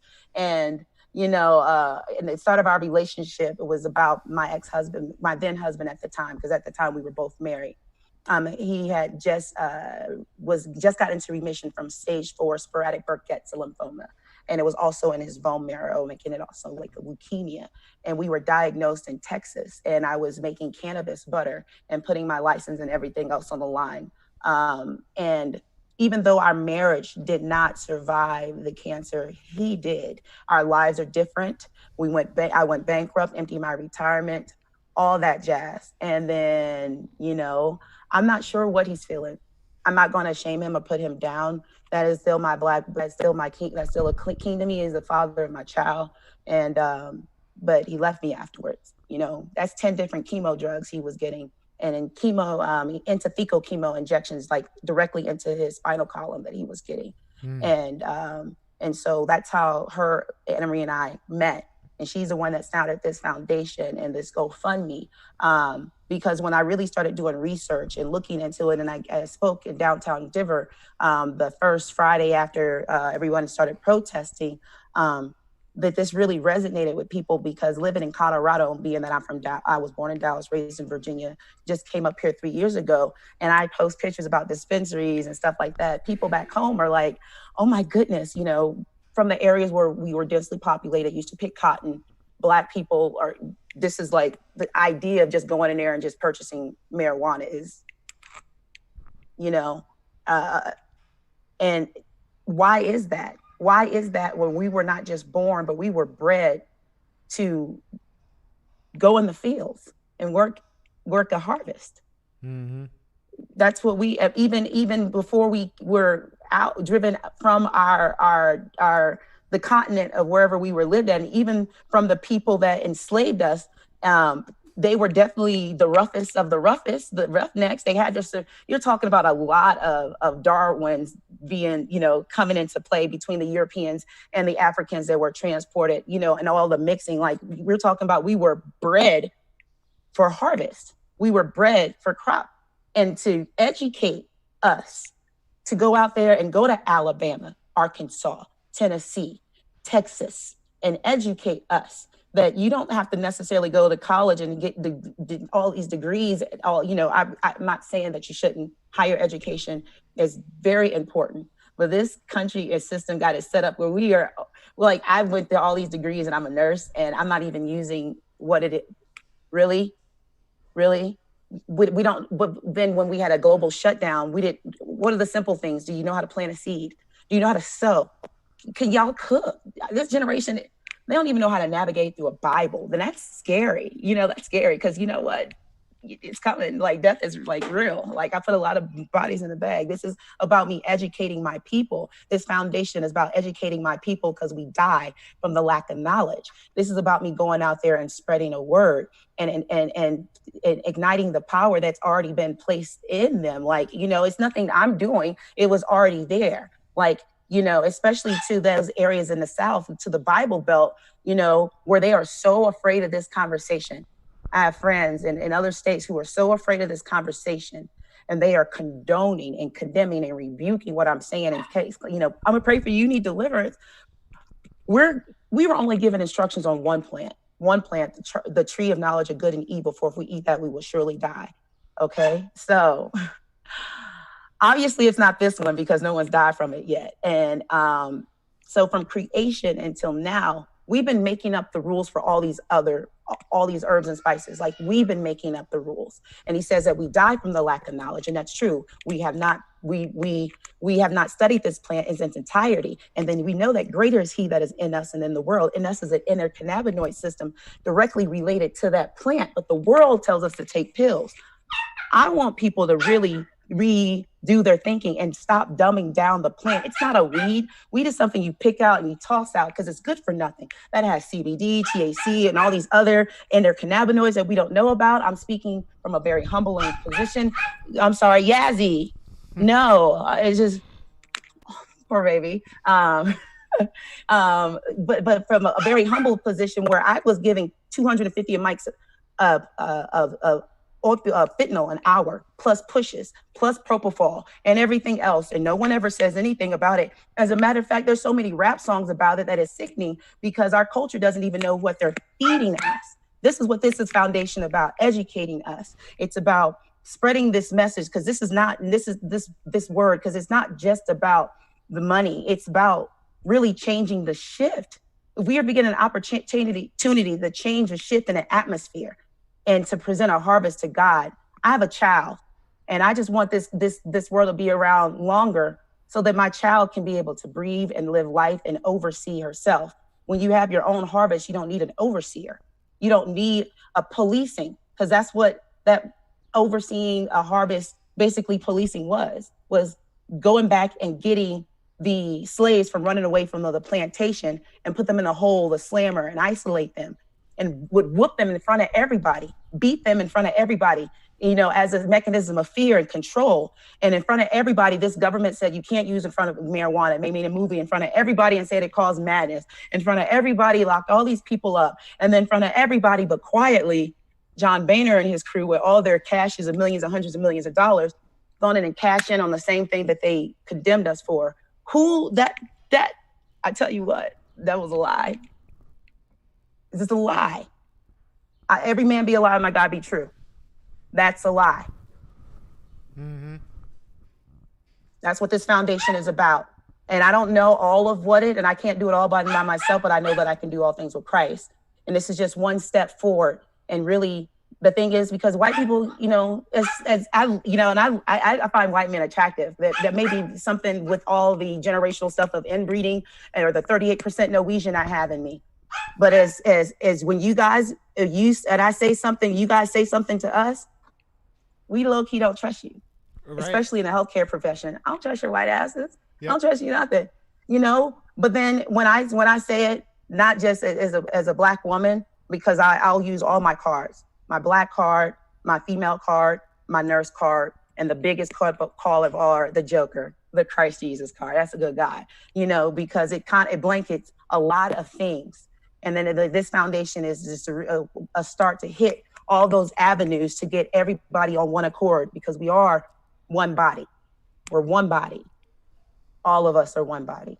But if as a nurse and I'm doing an assessment and you're a trauma patient and I see your right hand and arm is completely severed, but you I'm address your left foot. And let's say I wrapped up the arm. I gave you pain medicine. I didn't clean it. I didn't check I didn't make sure there was nothing left in there. It wasn't broken. I just wrapped it and patched it. But then it becomes infected later on. And that part of the body now is infected, and you're septic, and now the whole body is infected. Yeah, then when people say Black lives versus all lives, and I'm telling you, we're one body and all different parts, and we have to function together. And that's what it says in the Bible in 1 Corinthians chapter 12, that even, and Christ said, when one part of the body is weakened, I actually give that more attention. Don't we though? You break an arm or a leg and it's cast up. Oh, don't touch it. Don't, it's sensitive. It hurts. Don't do it. Your right arm, America. Mm-hmm. Your right, and you're right-handed. Your right arm has been severed. We are one body. And you may have wrapped it up because we let you get free. At least you can vote now. You have some pain medicine, but it wasn't clean, addressed, and there was never any time to heal. Never. But God, He even shows us, He even tells us in the same Bible and the same God that we put our money on. That part. I don't care what you say. You may not believe or don't. You may be Buddhist. Not everybody believes in everlasting life. It's not for everybody. I mean, do you? What you put on your money. I'm sorry, I'm babbling.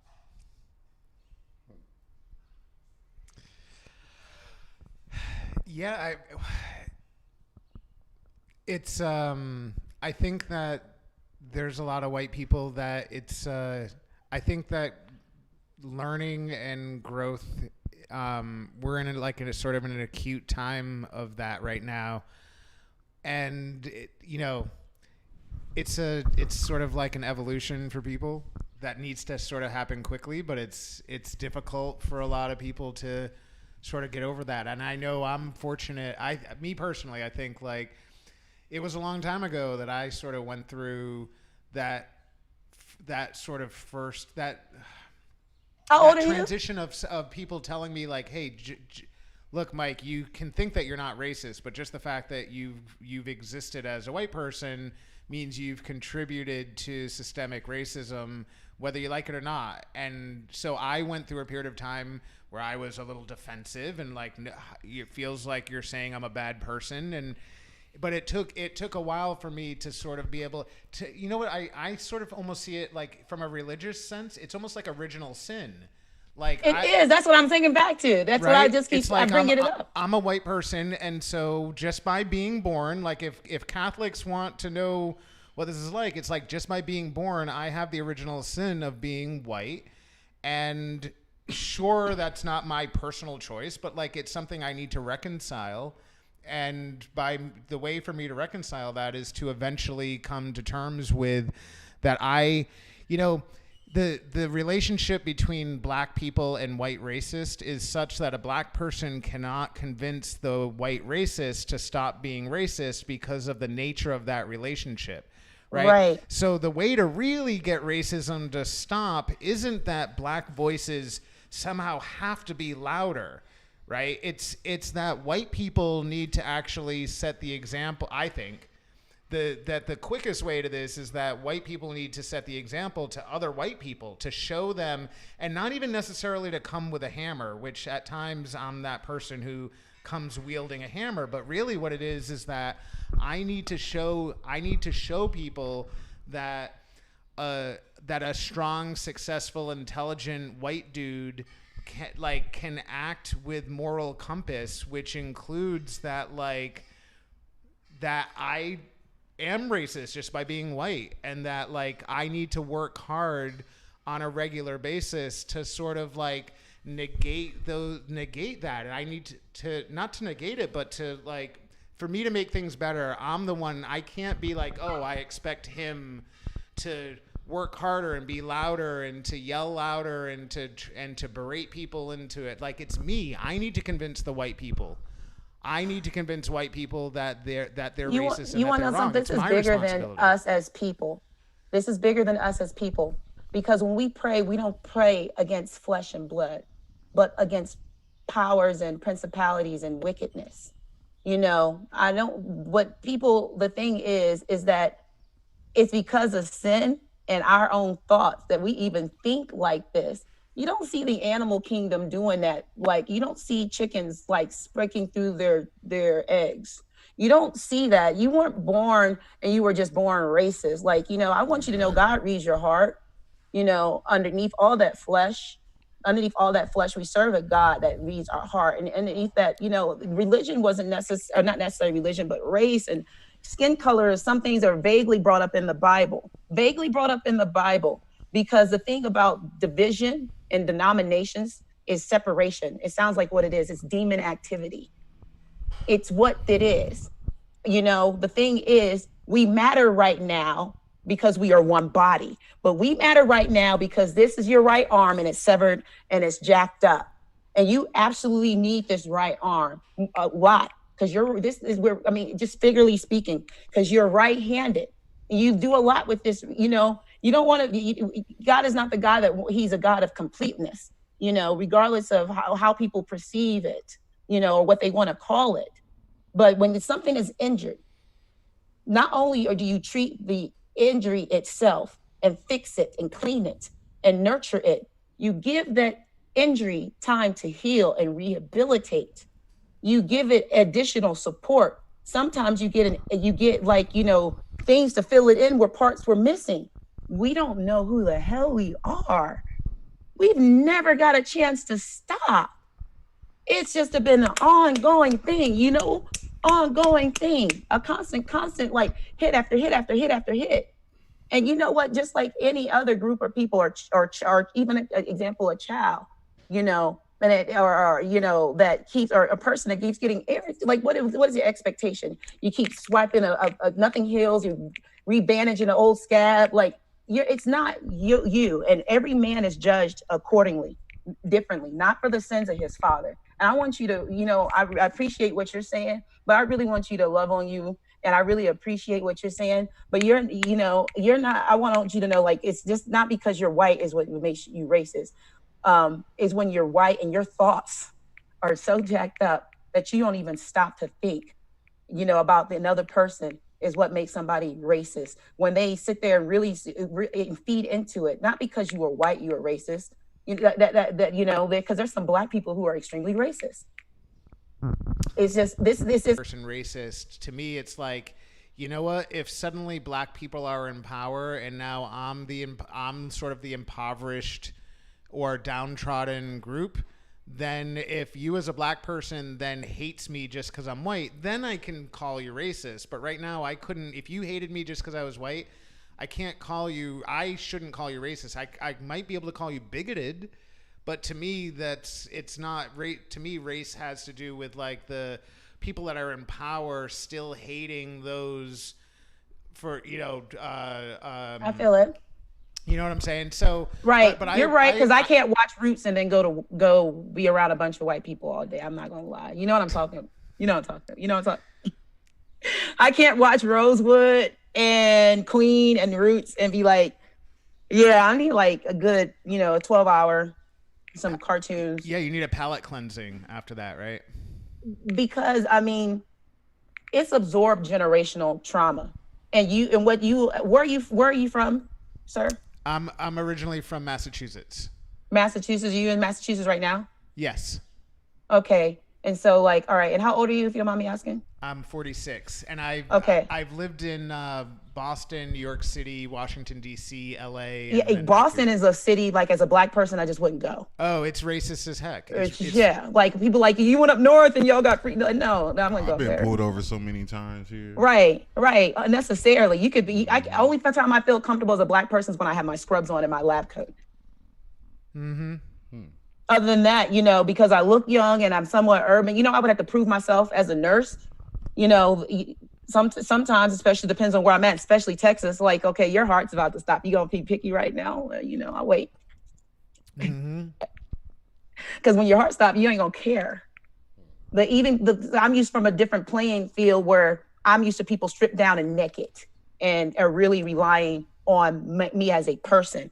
And I've been around when they would be intubated on life support with their swastikas, and I'd be the first person to wait. I'm like, you know, it's kind of scary. Like, you're not dead, and if you were, you've been surprised that there's a lot of brown people up here. But I'm your nurse. Mm-hmm. I've been taking care of you. Yep. And after a while with them, the conversation then changes, because then something about near-death experiences and people that are straight up addicts on meth is an equalizer. Mm-hmm. Yeah. There's a social equalizer. What cancer for my experience, when we went through it with my ex-husband and our family, when we lived on a floor of a hospital and all of us had some crazy cancer that we couldn't leave, was an equalizer. Everybody was bald, flat-chested, and with their faces covered. It didn't matter. It was an equalizer. You couldn't even tell if they were a boy or girl. Some people were so discolored from their chemo, you couldn't tell what race they were. Everybody's covering up their faces, walking around looking like Michael Jackson. All I want to say is that they don't really care about us. They don't. So, we've had your link not only up on screen, but in the comments as well for your website, which is giveusOurharvest.com. What's the right way for people to help? Do you need donations? Do you need? I need donations. I need people to get educated. People to follow me, because as I'm learning, I'm literally sharing as I learn. This foundation just started last week. My fight in this just started a couple of weeks ago, literally, when I just sat and prayed. And I'm just like, our lives and our names meant nothing. We have nobody's money. And we're seeing that, and even in a global pandemic, the disparity in Black healthcare.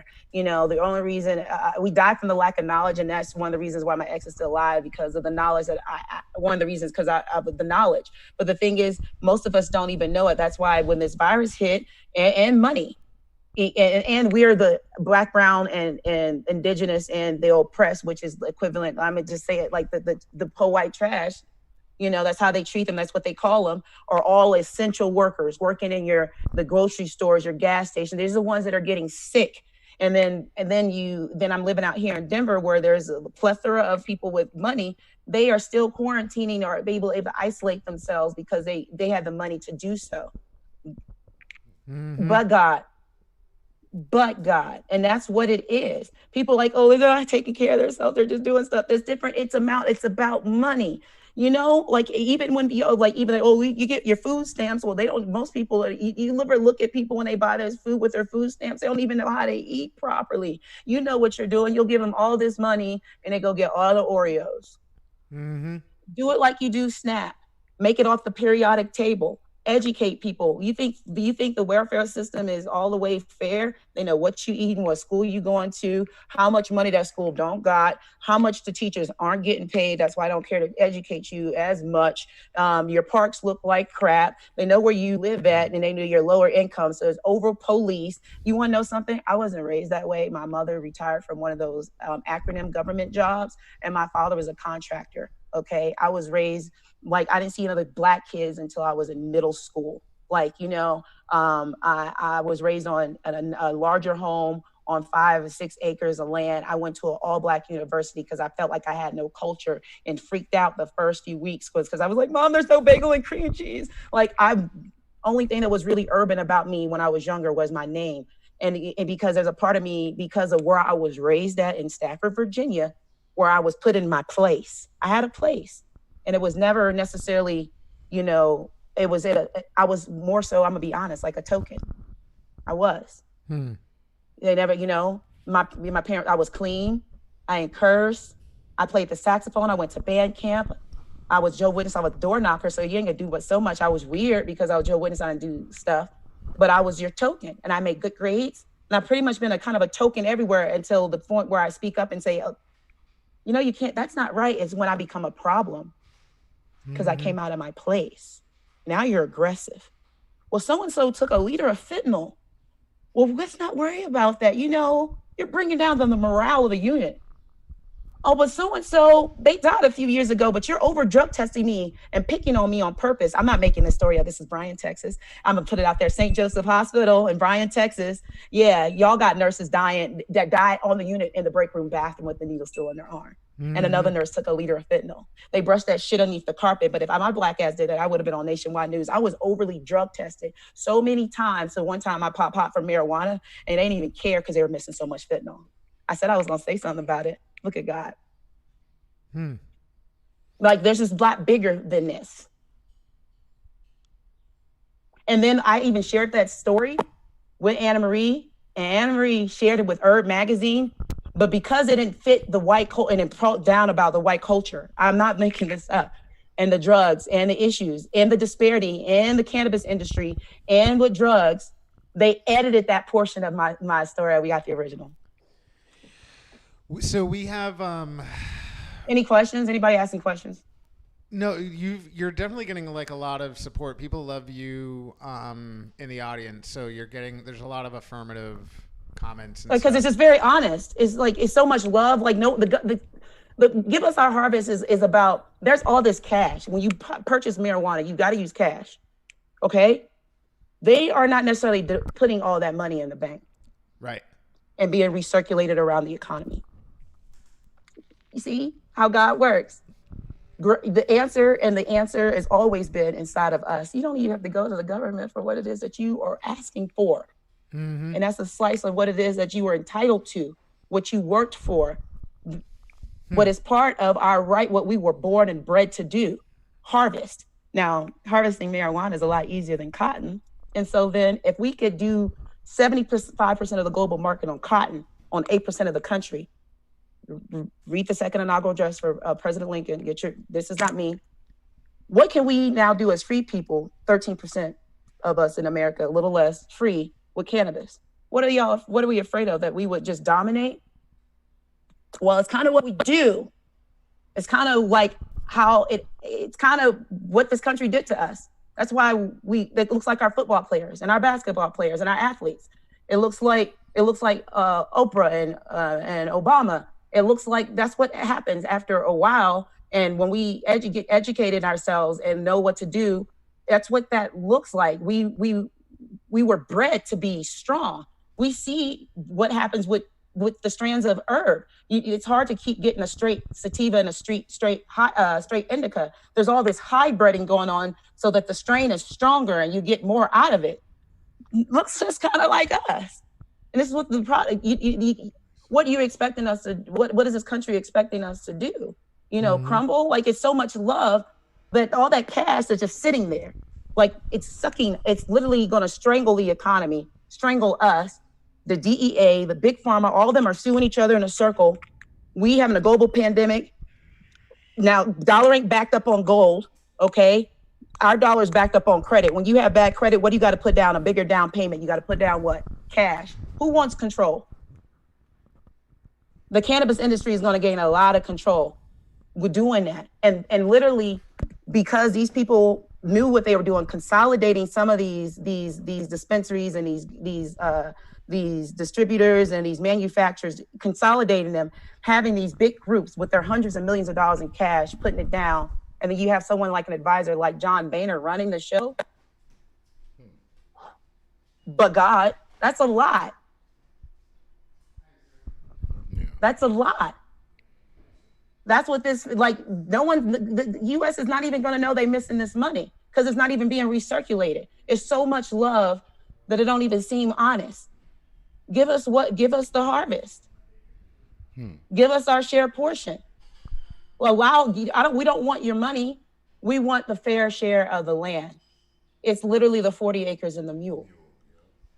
Right. Because you even zoned it and have it legal in places where we're not at, and we know we don't have the capital to do it. And then you're like, well, you fell in and this, and you're doing it on purpose. And I know a grower out here with 1,200 acres. His ass don't even believe in the plant. And he from Lafayette, Louisiana. Like, really, there's not one black grower of like a grower like that owns their own farm or grow house in the state of Colorado, all that weed. Really? Now, hemp farms is one thing, but when us getting us involved in the THC, no. Mm-hmm. Yeah. What's so funny? Nah, the way he. Why are you always looking down? I you have know a great it's He's holding smile. a piece of bacon like this in his hand because I'm he's hungry. hungry. I'm hungry. And I'm And sorry. so- I stood up for just a second. No, because I wanted to stay present, and I'm like, I've been smelling this bacon. Yeah, he's all the been time. smelling bacon. And so. he doesn't eat bacon, and you might not either. So I'm you sorry. nope. No, I know. I'm sorry. I'm just. Nope. I'm actually I've been fasting. This is a spiritual thing for me. I've been fasting. I've been vegan. This is not for me. This is kingdom work.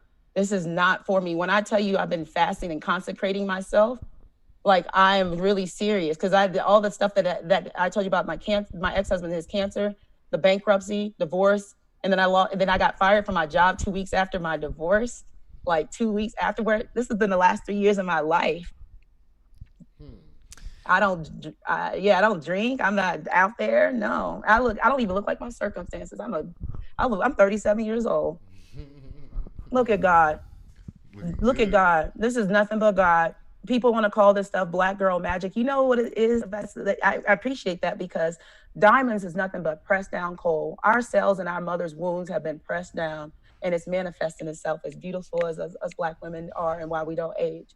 It is something about that stress interesting enough, because God said, if you wait on the Lord, I'll renew your youth, your strength. You're right. And that's exactly what it looks like.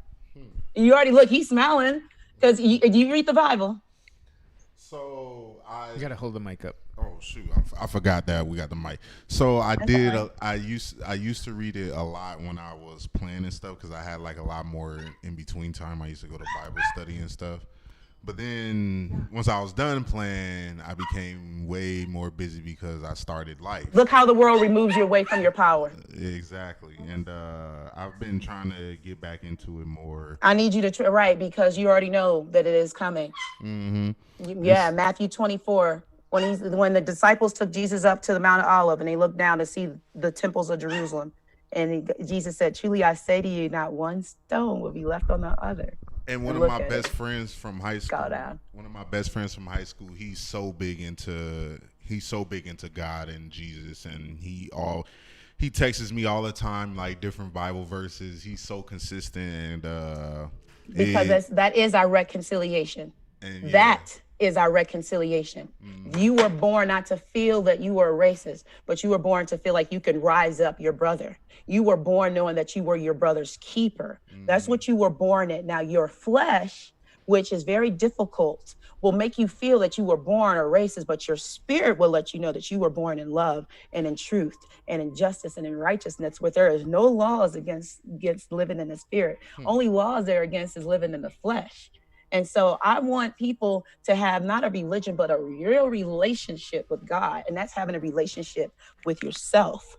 And as powerful as your words are, or as powerful as I say this, my daughter's name is Chloe. It will take an act of Congress for her to change her name. And even if she changed it, they're gonna still ask, is there an alias? Because when I said and I spoke and I wrote, because in the beginning was the Word, and the Word was God, and the Word was with God. When I spoke it and I wrote Chloe, that's her name. Nobody can change that. God didn't name the lion and tiger and bear. Adam did. We are walking gods, literally a walking prayer with Jesus still interceding for us. That Lord's Prayer, thy will be done on earth as it is in heaven.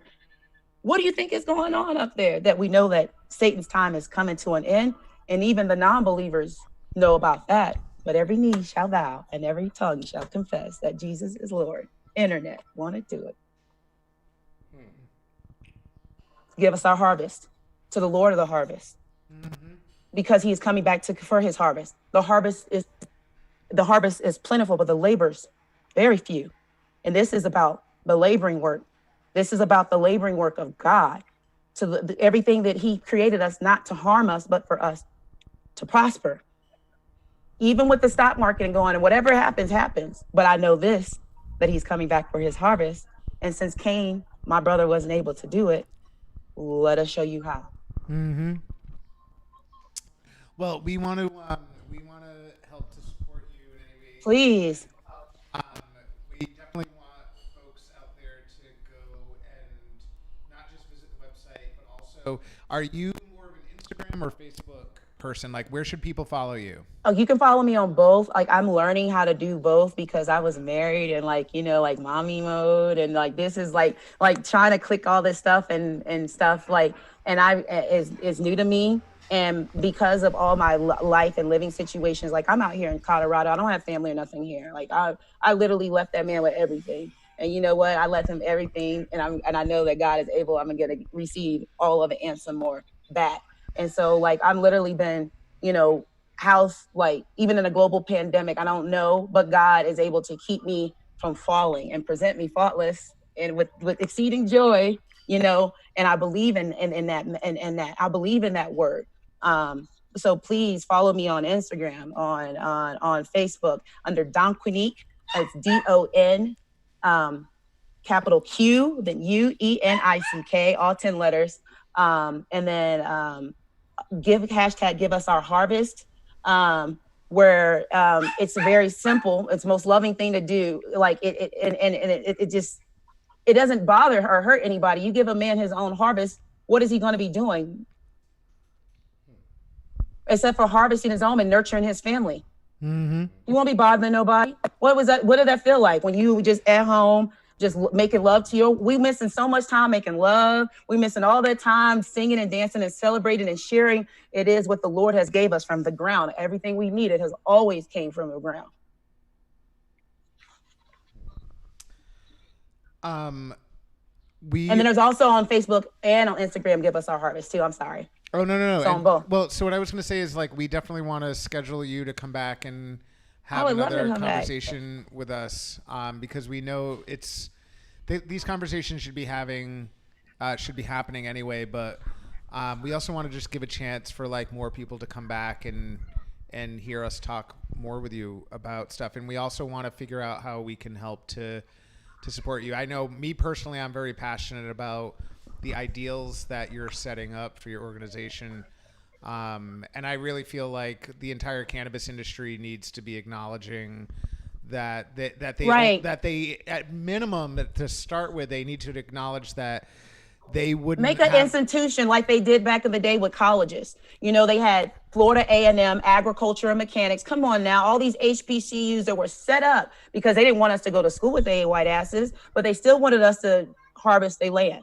And they would make schools designated and colleges designated for agriculture and mechanics.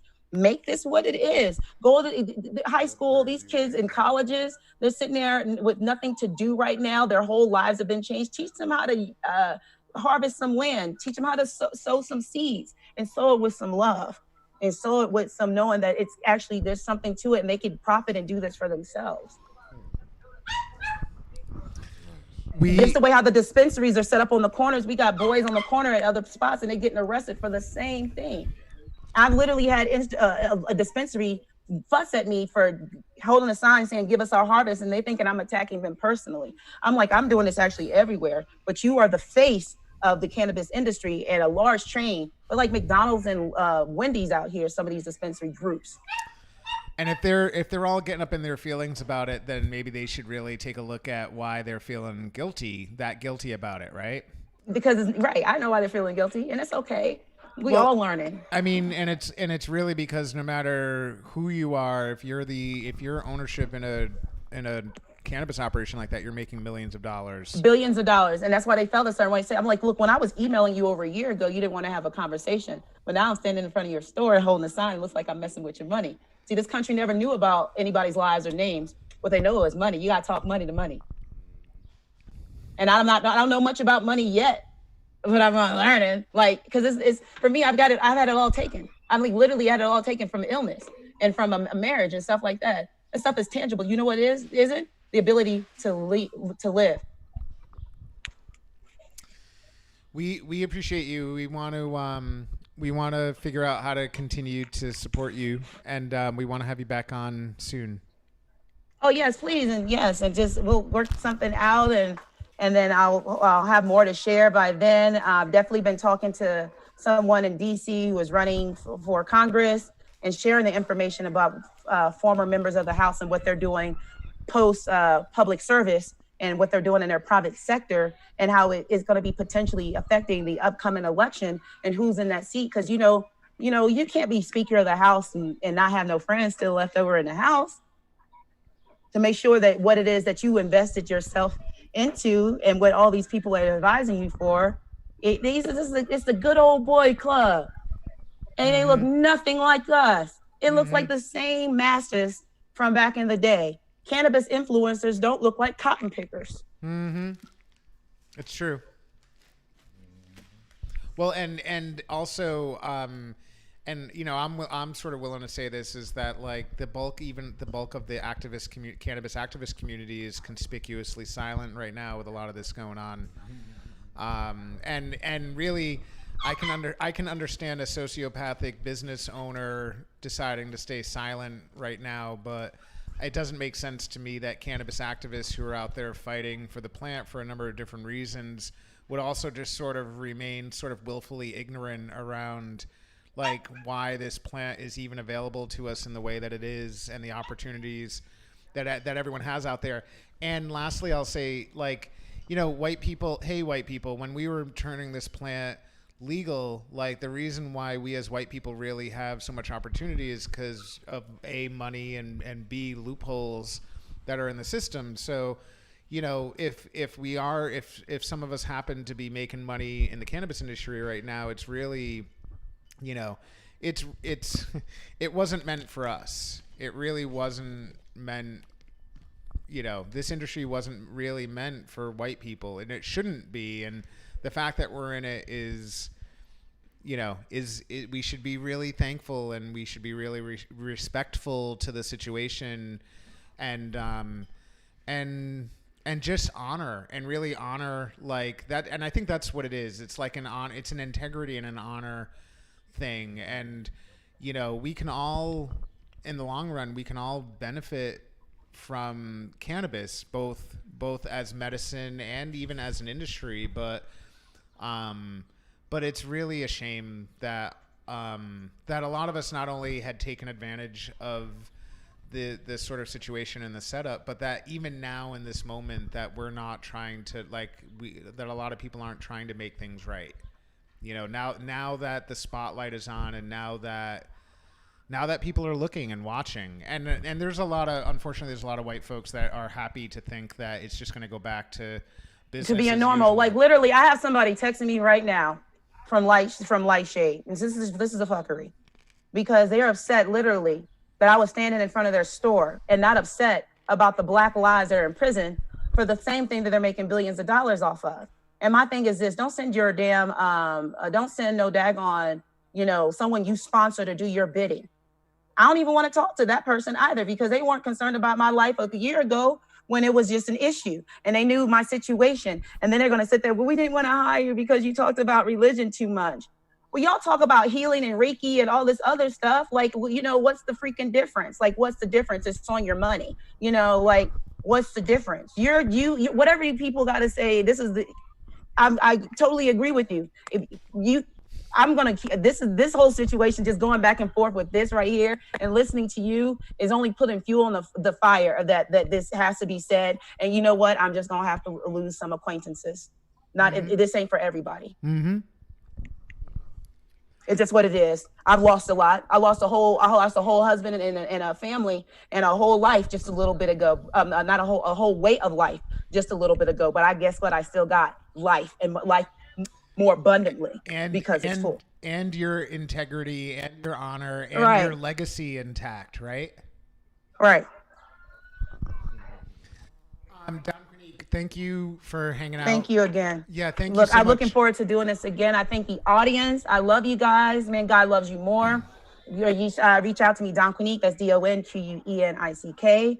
And also hashtag give us our harvest. I'll be putting out some footages soon with different areas around, just so people just have an idea of like the bulk of what is going on out here that aren't areas where marijuana is legal, so we can advance our wealth forward so that we are able just to live and then get back to our center, which is our God.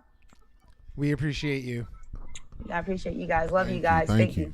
We'll talk to you soon. Talk to you soon. Nice listening to you. Thank you. Thank you.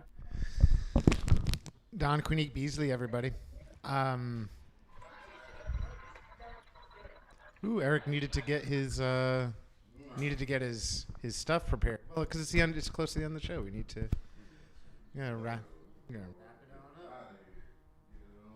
Now I can feel slightly more comfortable now that DonQuenick, because it's one thing for me to eat meat next to Eric, but I didn't want to do that in front of DonQuenick, because that would have been rude to eat this delicious bacon. Hey, she would have said something to you. She would be like, I know you're not eating while I'm talking. Did you see me sneaking it? Did you see me sneaking it? I was trying to be... Hey, look, that's all I was waiting for. I was waiting for you to attempt it, and she'd be like, yo, I know you're not eating while I'm talking. That's what I wanted to hear. If she would have did that, my day would have been satisfied. So, Jordan, we weren't going to do it with DonQuenick because she was... I didn't want to, it was such a serious conversation. It would have been a good song. It would have been a different song. Here, I'm going to... I know this is going to be so tough to get used to, but I'll just sort of weirdly hold it, and then once in a while I'm going to go boop by accident just to fuck with you a little bit. You'd be like, damn. You know what that reminded me of? When you go to the grocery store with your mama or dad, and they let you push the cart and you behind them, and they like, yo, if you run over my foot with this goddamn cart, I'm gonna beat you. That's what that reminded me. Hold on, I gotta split this. Yeah, that's why I gotta hold it. That's why I gotta hold it right next to you. You gotta hold it. Yeah. So Latoya with a capital T. I just had to crank up the gain a little bit. This whole thing is pick up your mic. Puck up tour mic. Puck up tour mic. That's what I read. I read what you write. So if you write wrong, that's me picturing what you said wrong. Period. If we do the Grant Smith thing, then it's a microphone that's like half the size of our head, though. Grant Smith just has a gigantic microphone, which it works well. It's the Yeti. It's the Blue Yeti microphone. For those of you who are wondering. Decent. decent stuff in there. Decent stuff. Get a look at all. So breakfast was sort of getting made. Latoya with a T. What is it that you need a microphone? Is that what you're saying? You need to purchase one. You need a suggestion. What's going on over there? What's I hear footsteps. I don't know. It's kind of. Footsteps. It sounds like somebody walking around.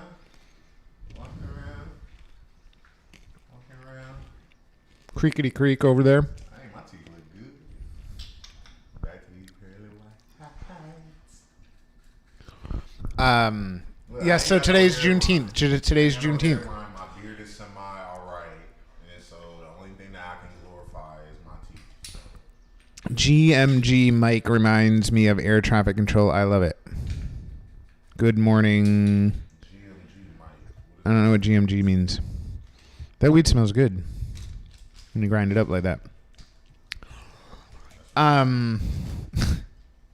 No, Dean, we didn't want I need an earpiece. We need earpieces so that it just, and I have a Bluetooth one, but it wasn't working right. Who's donating to the Eric and Mike Foundation for computer technology upgrades? Who's donating to the Eric and Mike Foundation for computer technology upgrades? That was good. That sounds convincing as hell. Yeah, y'all should donate to the Eric and Mike Foundation for computer technical upgrades. Yeah, if we had like a mic arm thing, then it could just sort of stick in front of us all the time. We could also do shotgun mics, but it's kind of noisy in here. We definitely need earpieces so that when we listen to other people, that doesn't come back and feed into the microphone. Because whether we have the handheld or we have the little one that clips on the shirt, it'll still take the sound from our guest speaking and go back into the thing and then echo. So, crunch. Yeah, so we're about to do the song. Jordan was asking about the song and why weren't we doing a song. We are. He just needs to roll. Jordan really likes the song. Jordan, do you want to come back on and do the song? He's like a loyal song supporter. Uh-oh, Governor Baker just went live. Hey, Jordan, if you want to come on and do the song, you can definitely come on and do the song, my brother. You still around, Jordan? I know you was like worried about the lyrics and stuff, so